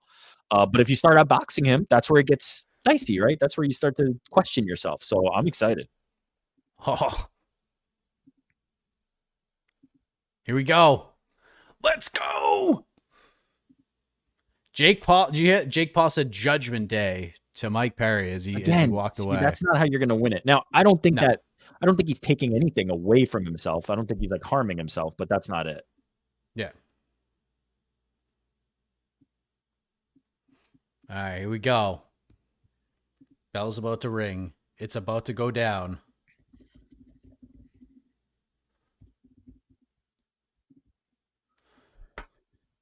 We're underway. Let's go, baby. Mike's already in his face. Jake looks so much bigger than him right now, though. Yeah, like he's a big boy. He looks way bigger. Mike just moving forward. Oh, rip to the body from Jake.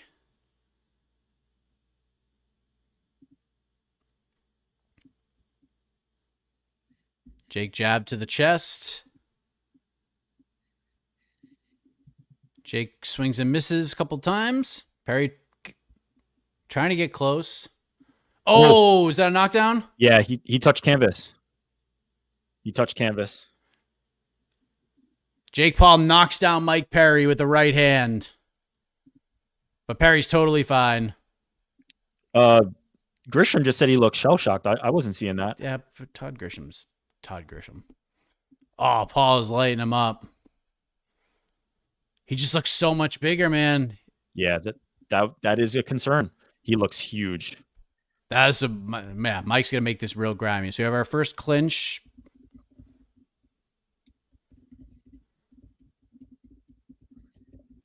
Mike moving forward. He's slowing down a little bit, which is smart. Yeah, Jake looks 50 pounds heavier than Mike. Oh, no. Hard jab right there.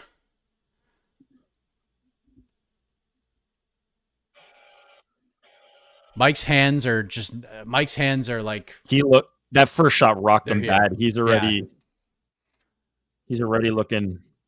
He doesn't look shell-shocked like Todd Grisham said. He just looks like he took a good shot and he's out of it a little bit now. Yeah. I think it was kind of like an oh shit moment. Oh, Perry with the combination. Perry.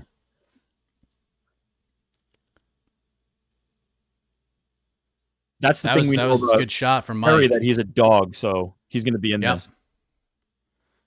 Ooh. Oh, good right hand from Jake. And Mike's talking to him now. Good jab from Jake. Oh, big right hand. Oh, Perry's still at his feet, but he's rocked.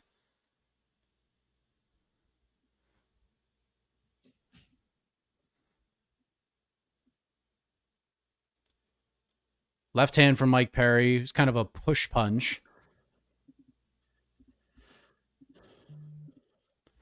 Yeah, Mike's going to get those hands up, man. Yeah, totally. Good right hand from Mike. 10 seconds to go. You have to wonder if you're... Oh, good jab from Jake. If you're backing Jake, you have to wonder, okay, I hit him with some good stuff and he's still here. Like, what does that do?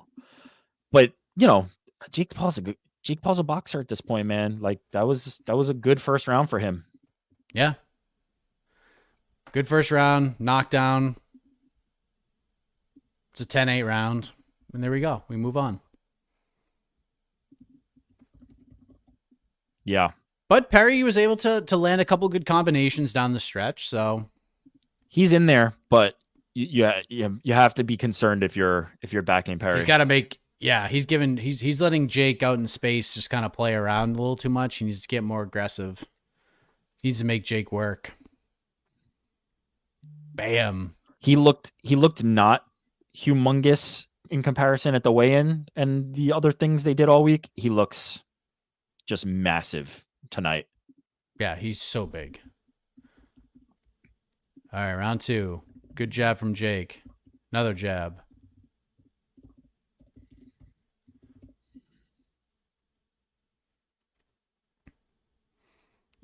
Oh, big combination from Jake Paul. Yeah, but Perry had some fire back in that one. Yep. Live odds, Jake Paul minus 3,500. Oh, sat him down Jake again. just cracked him. This might be it. No, Perry's good, but Dude, that is concern. another knockdown. That was Another a huge knockdown. right hand. Jake's going for the kill now. Oh, Mike just can't get those hands up, man. Perry needs to be a little more responsible here. Mike's just got to go, man. He's just got to go. You're right. He's Get her, just got to get go got, for dude. broke. Go for broke. Yeah, he's going. He is trying. He's trying. Go.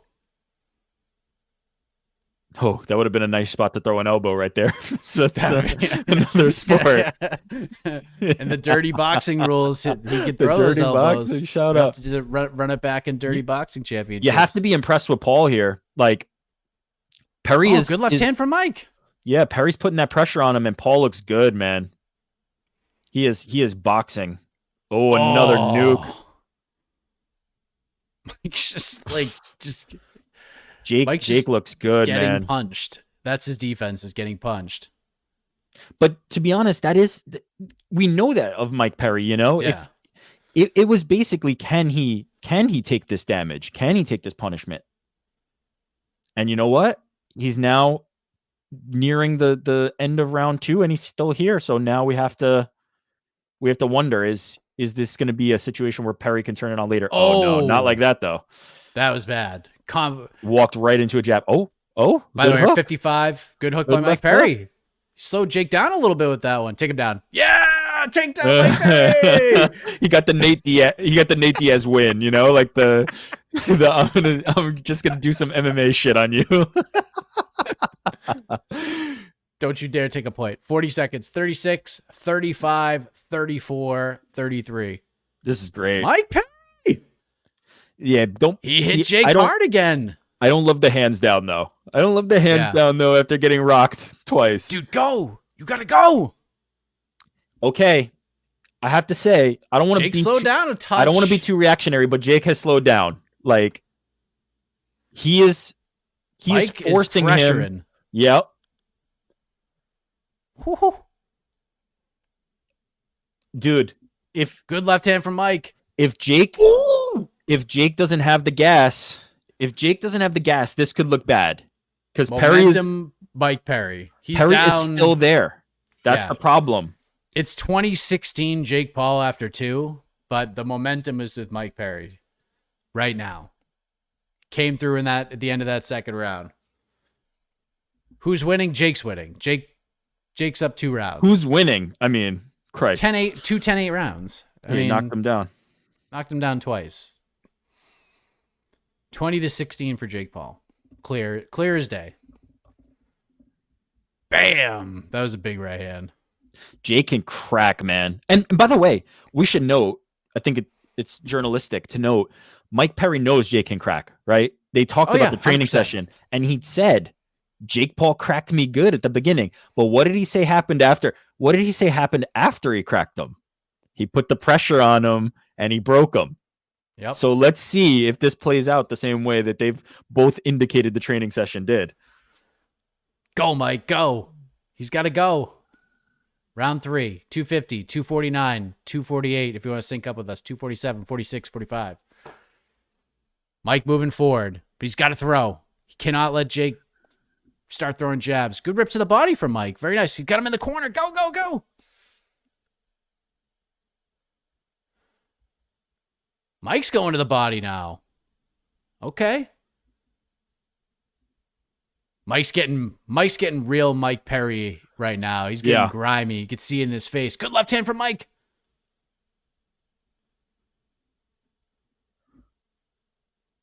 Oh, big left hand from Jake. But Mike eats it.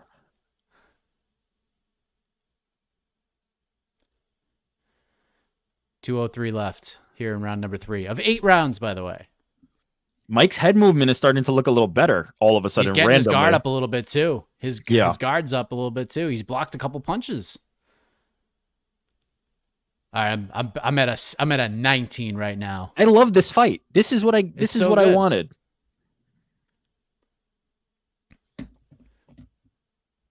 Deep breath from Jake Paul. But Jake lands a nice left hand. Mike comes in, throws a nice jab. Oh, he caught him in the chin. Mike moving forward. Jake goes to the body. Oh, good jabs from Jake. There's like 3 in a row. Another one. Go, Mike, go.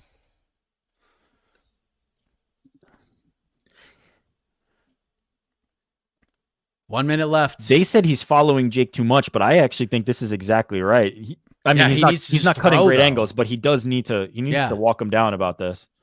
Yeah, the walking down is perfect. He just needs to throw. Here's the thing. Ooh, here's Mike. There's going to be another. Okay. Ooh, good left hand from Mike, and another one. There's going to be another point in this fight where Jake Paul plants his feet and nukes Mike Perry again, and it's just going to be, can he take one more of those? Yeah. Oh, but if Mike he just can, missed to the left. Oh, that he can't do. He can't be just winging from 30 feet away because then he's going to get countered. But what he's got to get in close like he's doing. Get him to the ropes and just start throwing. Good left from Mike. Ooh, another left from Mike. Jabs. Ooh, just missed a flying uppercut. All right.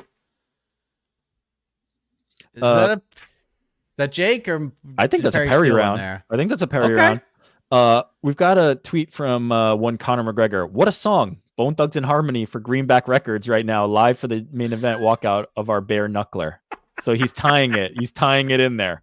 Let's go. That was 9 minutes ago, and the walkout happened before that, but the intention's there. Shout out to Conor McGregor and Greenback Records. Yes. I mean, it has been a banner day for Bone Thugs Nation. Ooh, Jake Paul is breathing heavy right now. The gas tank is a way to lose a fight. Yep. Especially when you're fighting a guy like Mike who's just not going to stop. I'm seeing the Conor tweet right now. It's tremendous.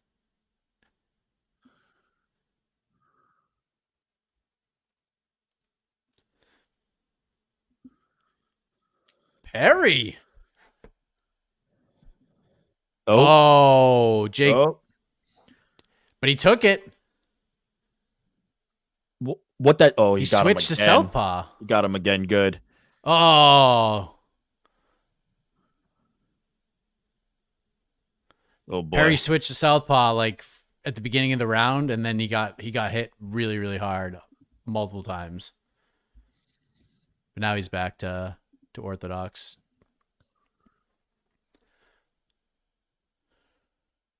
You know what I hope I never see again? Tommy Fury versus Jake Paul. I hope I never see that again. Why do I want to see people who can like kind of box against Jake Paul? This is what I want. This is amazing. Yeah. I mean, if Jake's going to fight a boxer, like give him somebody he just nukes in a round. Then I'm okay. We saw that. We saw Ryan Borland and Andre August. I don't care. Oh, Mike's in trouble. Chicken dance. Mike's in trouble. Mike's wobbled, but he's back. He's throwing left hands. This dude is not human. Wow, Jake is trying to kill him out of there. Jake is trying. Good jab. Oh, Mike's a mess. Yeah, I think Jake's just gonna try to kill him now. Oh, good left hand from Perry. Yeah, his hands are falling again though. He had him up for a while and then they just. Perry cracked him like 10 seconds ago. This is fun, man. I love this fight. Jake is just like, Jake's got that look like, okay, this dude's not killable.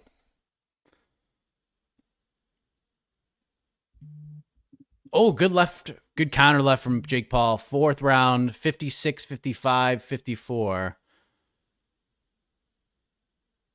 Oh, what was that from Perry? Is this a fake? He did the fake thing. He did the fake thing. Oh, good left hand from Jake. Then Jake actually got him. Tried the Iwan Kuchalaba. The Scott Smith. Oh boy. Oh boy. Oh Jake, boy. lighten him up. How does he recover from those moments This so is so quickly? sick, dude. If he gets out of this round, this is going to be pretty impressive. Oh, good left hand from Mike. He keeps fighting back. He keeps landing. There's just these moments where Perry goes from like he's a millisecond from getting knocked out to Oh, good left from Jake. Oh, boy. 10 seconds left in round number 4.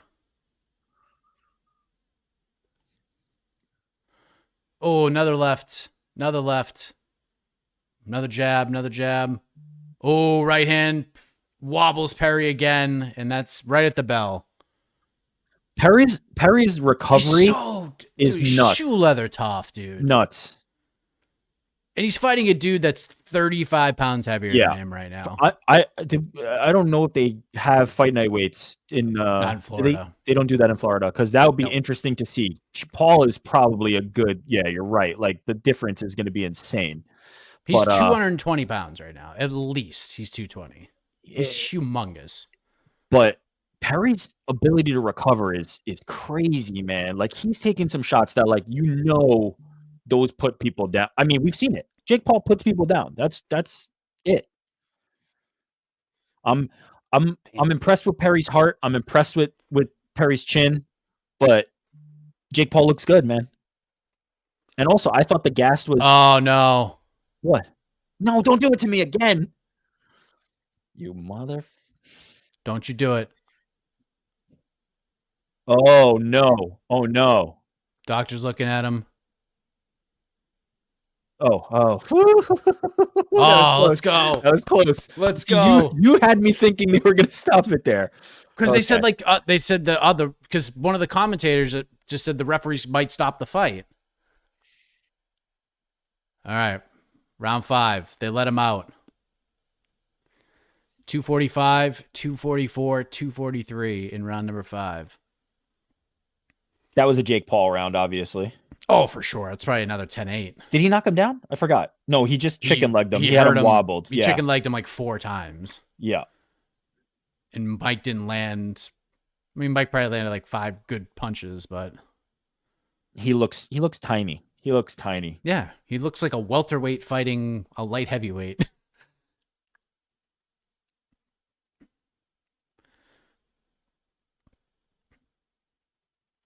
All Good right. for Mike Perry. What a dog. Hope he got paid really well for this. What a dog. Good left hand from Mike.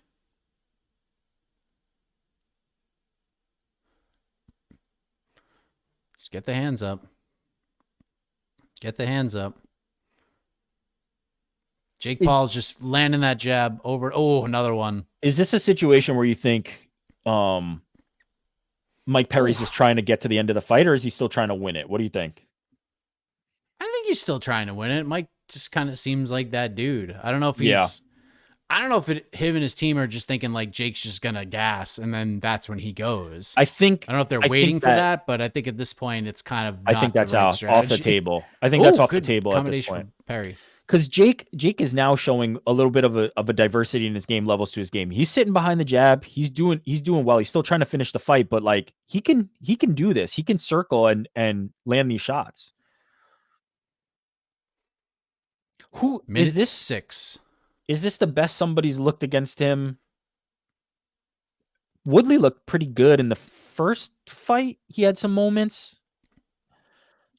Perry's pressing him, but I guess Tommy Fury looked the best against him. Woodley, Anderson Silva looked good against him. Yeah, Like, he that had fight some was rounds here. even until Yeah, the you're last right. round in a lot This of isn't people's it. There's some cards. guys who have looked better. Oh my lord! Even Nate. I thought Nate won like the last 3 rounds of that fight. Yeah, this is. Yeah, if he gets wobbled again, I think they're going to stop it. I think the ref's going to step in soon. He's just so much bigger than him, man. It's just Perry's impossible just so to get tough. inside there. If Jake Paul is actually jabbing, like how do you get inside if you're Perry? You know. He punched him in the back of the head, which I think is hilarious.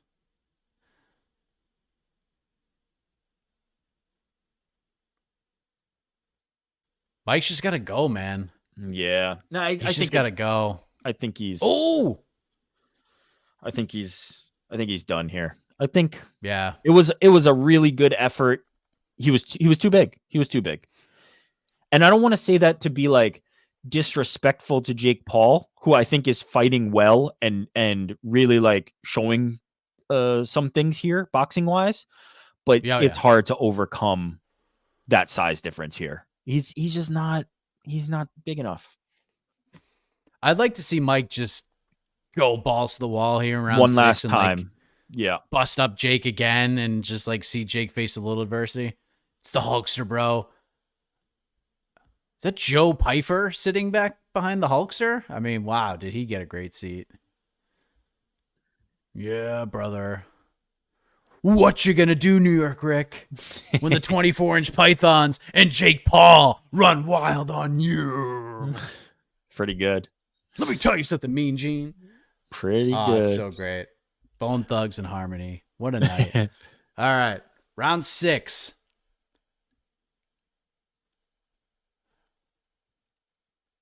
Mike's just so funny. Like his strat like comes out doing something a little different every time. Jake goes right to the body. Jake is doing what Jake's a boxer does. Yeah. Yeah. He's doing I think this finally, man, you know what though? The size difference is gonna so big come into play. I was gonna say, I think this finally puts to bed the idea like you can just like out tough Jake Paul, but maybe if you're the same size, you can out tough Jake Paul. I still don't know, which is kind of the allure of Jake Paul, which I like. I like how he kind of always has this. Oh, Jake, big left hand. Perry's in trouble. Oh, down he goes. Again. They might stop it. I think he's gonna stand up fine though. Of course he is. God, he's not freak, even like, dude. He's not even the like. The crowd is going crazy. Oh no, they're stopping it. They stopped it. They stopped it. It's over. Okay, I don't like that call from Todd. No. Oh, Todd Grisham. That's a no for me. Boo. That's a no, Todd. For anybody that missed said, we have a new king of violence. Yeah. That's bad, dude. That's a no for me. No, absolutely not, Todd. But yeah. The rest, good performance by Jake. Good performance by Jake. Mike did everything he could there. He's just out physicaled there. He fought a dude that was 35 pounds heavier than him. Tough as freaking nails. Pressured Jake Paul as best as he's gonna do. Jake was competent, man. He's sitting behind the jab. He's looking for the big shots. When he landed them, he capitalized on it. I'm okay with how that went. Like I think that did exactly what it needed to do. Yep. Mike's gonna get credit for the toughness. He's gonna be pissed off that they stopped the fight, but it was a good stoppage. Nah, he was done. He was totally done. The Giants won the pennant. The Giants won the pennant. Havlicek just stole the ball. Like those are iconic level calls. Yeah, the call. This was the exact opposite of that. What Todd Grisham just did might be one of the worst sports calls of all time. That was not great. There's a new king of violence, and his name is Jake Paul. Come on, bro. Nah. Come on. You need more people. We're not with you.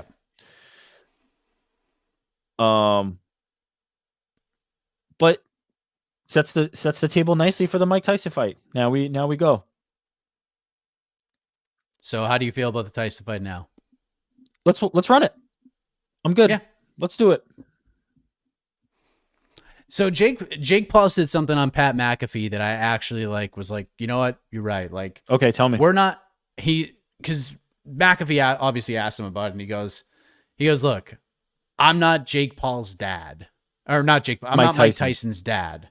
Like if Mike Tyson wants to go fight one more time and make tens of millions of dollars, like who are we to stop him? You know what I mean? It's not like they're forcing Mike to do this. If Mike wants to fight, like let the dude fight. It's 2-minute rounds. I'm sure they're gonna like watch him very closely, and there you go. Totally. And my thing about it is, I know. It's funny. I was earlier being like, I don't love the Tyson fight, but I will come to its defense for one thing, which is people always point to the age. If they were the same age, it wouldn't be a fight. right? If they were the same age, Mike Tyson would eat his soul. That's the point. That's Yeah. why the fight is happening, is because they're not the same age and because Mike Tyson's And there is age a is chance that factor. Mike eats his soul on November 15th. Well, there's that part. I'm Mike not as Mike sure. has 4 minutes to do it. Mike has 4 minutes to eat Jake's soul. If he can't do it in 4 minutes, it's not going to go well. Let's be honest. It's not going to go well. But I just want to point out, like, the age, right? Everybody talks about the age. That is why the fight exists, is the age. Yep.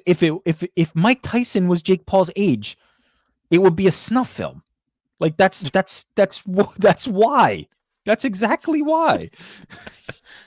So anyway, but yes. Yeah, let's run it. It's good. Let's go. It's going to be the most watched fight of all time.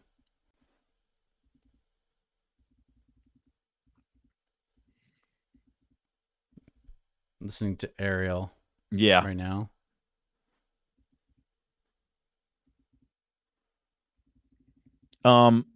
Good performance. I'm totally good with how that played out. Is there anybody from the MMA space that makes sense now? Nah, man. Like, are we done with this? Connor. Yeah, Connor. Alex Pereira is a lot of fun. I like. No, come on, man. No. That's the Mike Tyson. I don't want to see Alex Pereira kill Jake Paul. I'm good without size. That. No kicks. I'm good. That's the one. I don't think Alex Pereira needs kicks to decapitate Jake Paul. There's Jake Paul and Jake's dad, and there's Jake's brother. See, Todd just said in there, the problem child beats the king of violence. That's the right way to frame that. The new king of violence is not it. No, yeah, dude. That was a bad call, and I think Todd knows it. It was a bad call. Like, John Anik never misses. That was a huge miss. It was real bad, but can't all be all things. I learned something about Jake Paul. The thing I wanted to learn is if you gave him any amount of pressure, right? Because the other guys who have fought him, it hasn't been like straightforward to center line, walking at him. I'm going to come and try and kill you. It's been like people trying to box with him, right? It's been people trying to box with him as he's learning to box, as he's becoming a better boxer. Mike Perry wasn't boxing with him. Mike Perry was trying to break him. Mike Perry was trying to put the pressure that snapped him. And he couldn't. And I think that tells me something.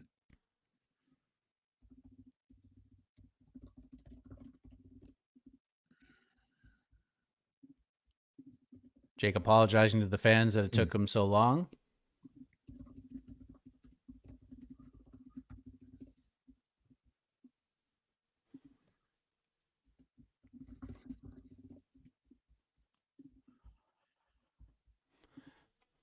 Jake's putting Mike's toughness over.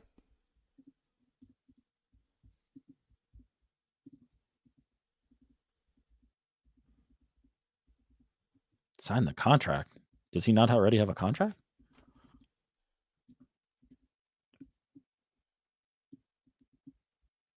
Oh, he did the thing.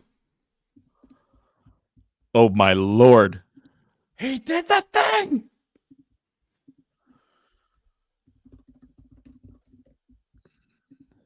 Oh, I love this. Okay.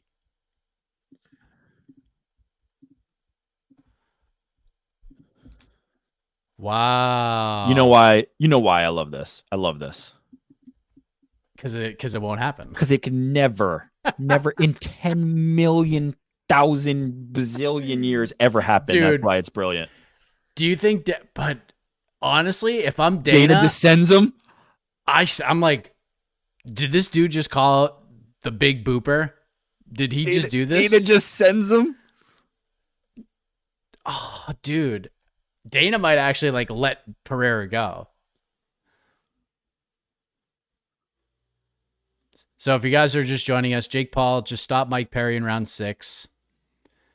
And then he just called out Well, he obviously called out Mike Tyson because he's fighting yeah. whatever. And then he just called out Alex Pereira, the UFC light heavyweight champion, which, again, if I'm Dana White chilling on a yacht in Italy right now watching this fight, I am on the phone with Alex Pereira's people and saying, yo, go fight this dude. Take this guy out Go fight for this me. dude. Go fight this dude. I would send him. I would absolutely send him. This ain't Masvidal. This ain't Diaz. These aren't welterweights going over. This is the freaking light heavyweight champion who's going to be the same size as Jake Paul, probably bigger. God, that's a great call out.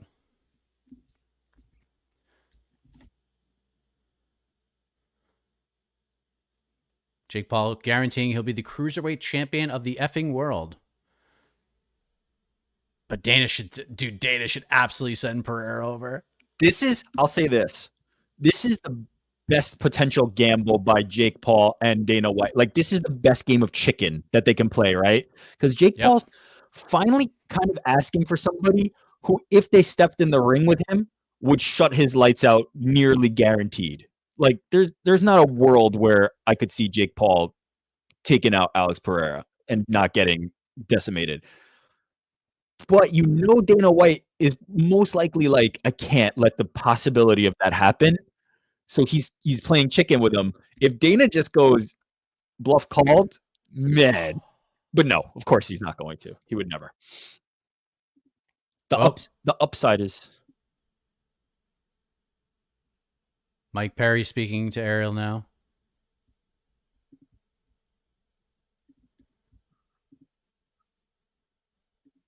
Mike putting Jake over, saying he couldn't adjust to the speed. I like this moment for Mike. Let him have it. I like this. They should give him some love.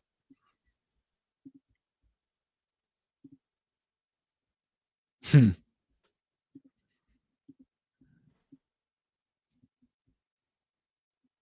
a new Mike Perry.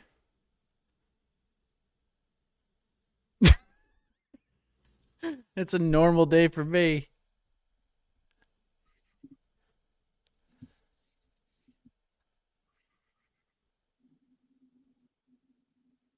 Wow.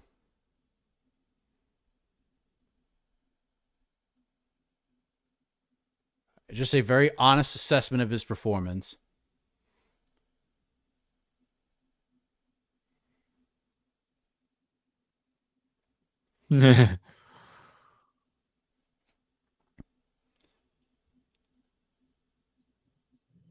All right, maybe an MMA fight, but yeah,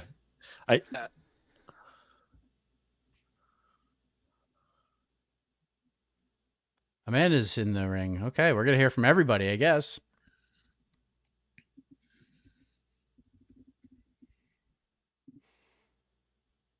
And there's cheers, some Celsius, some W water bottles.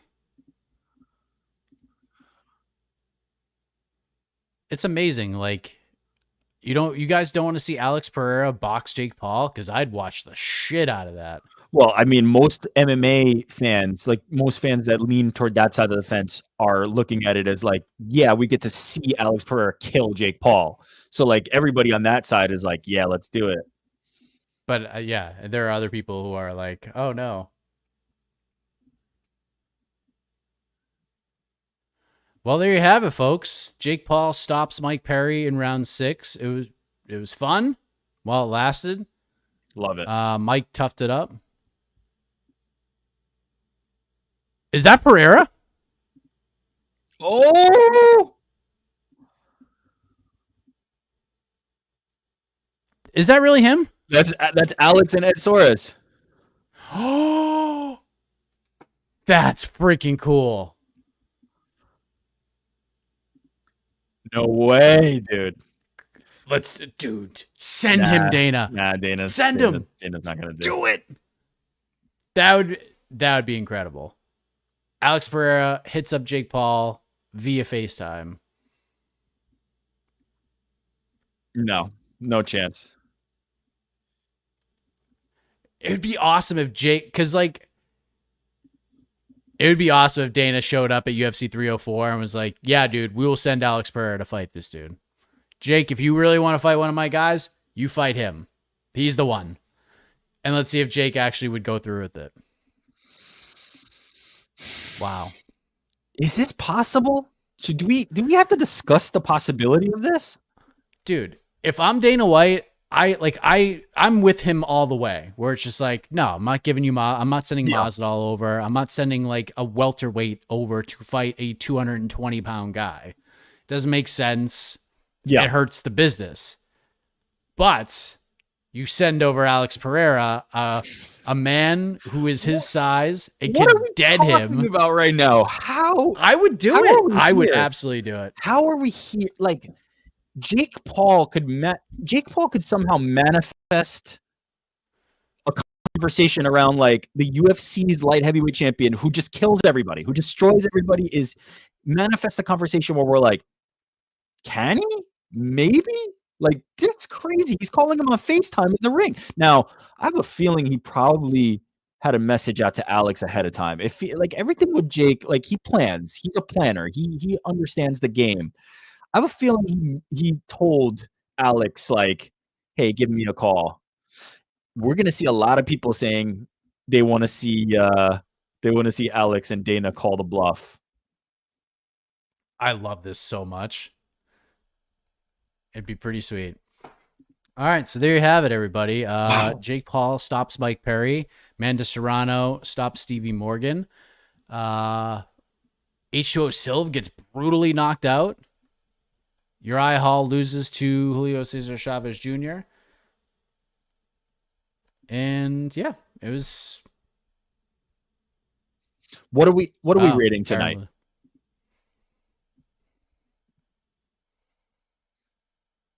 How about this? B plus.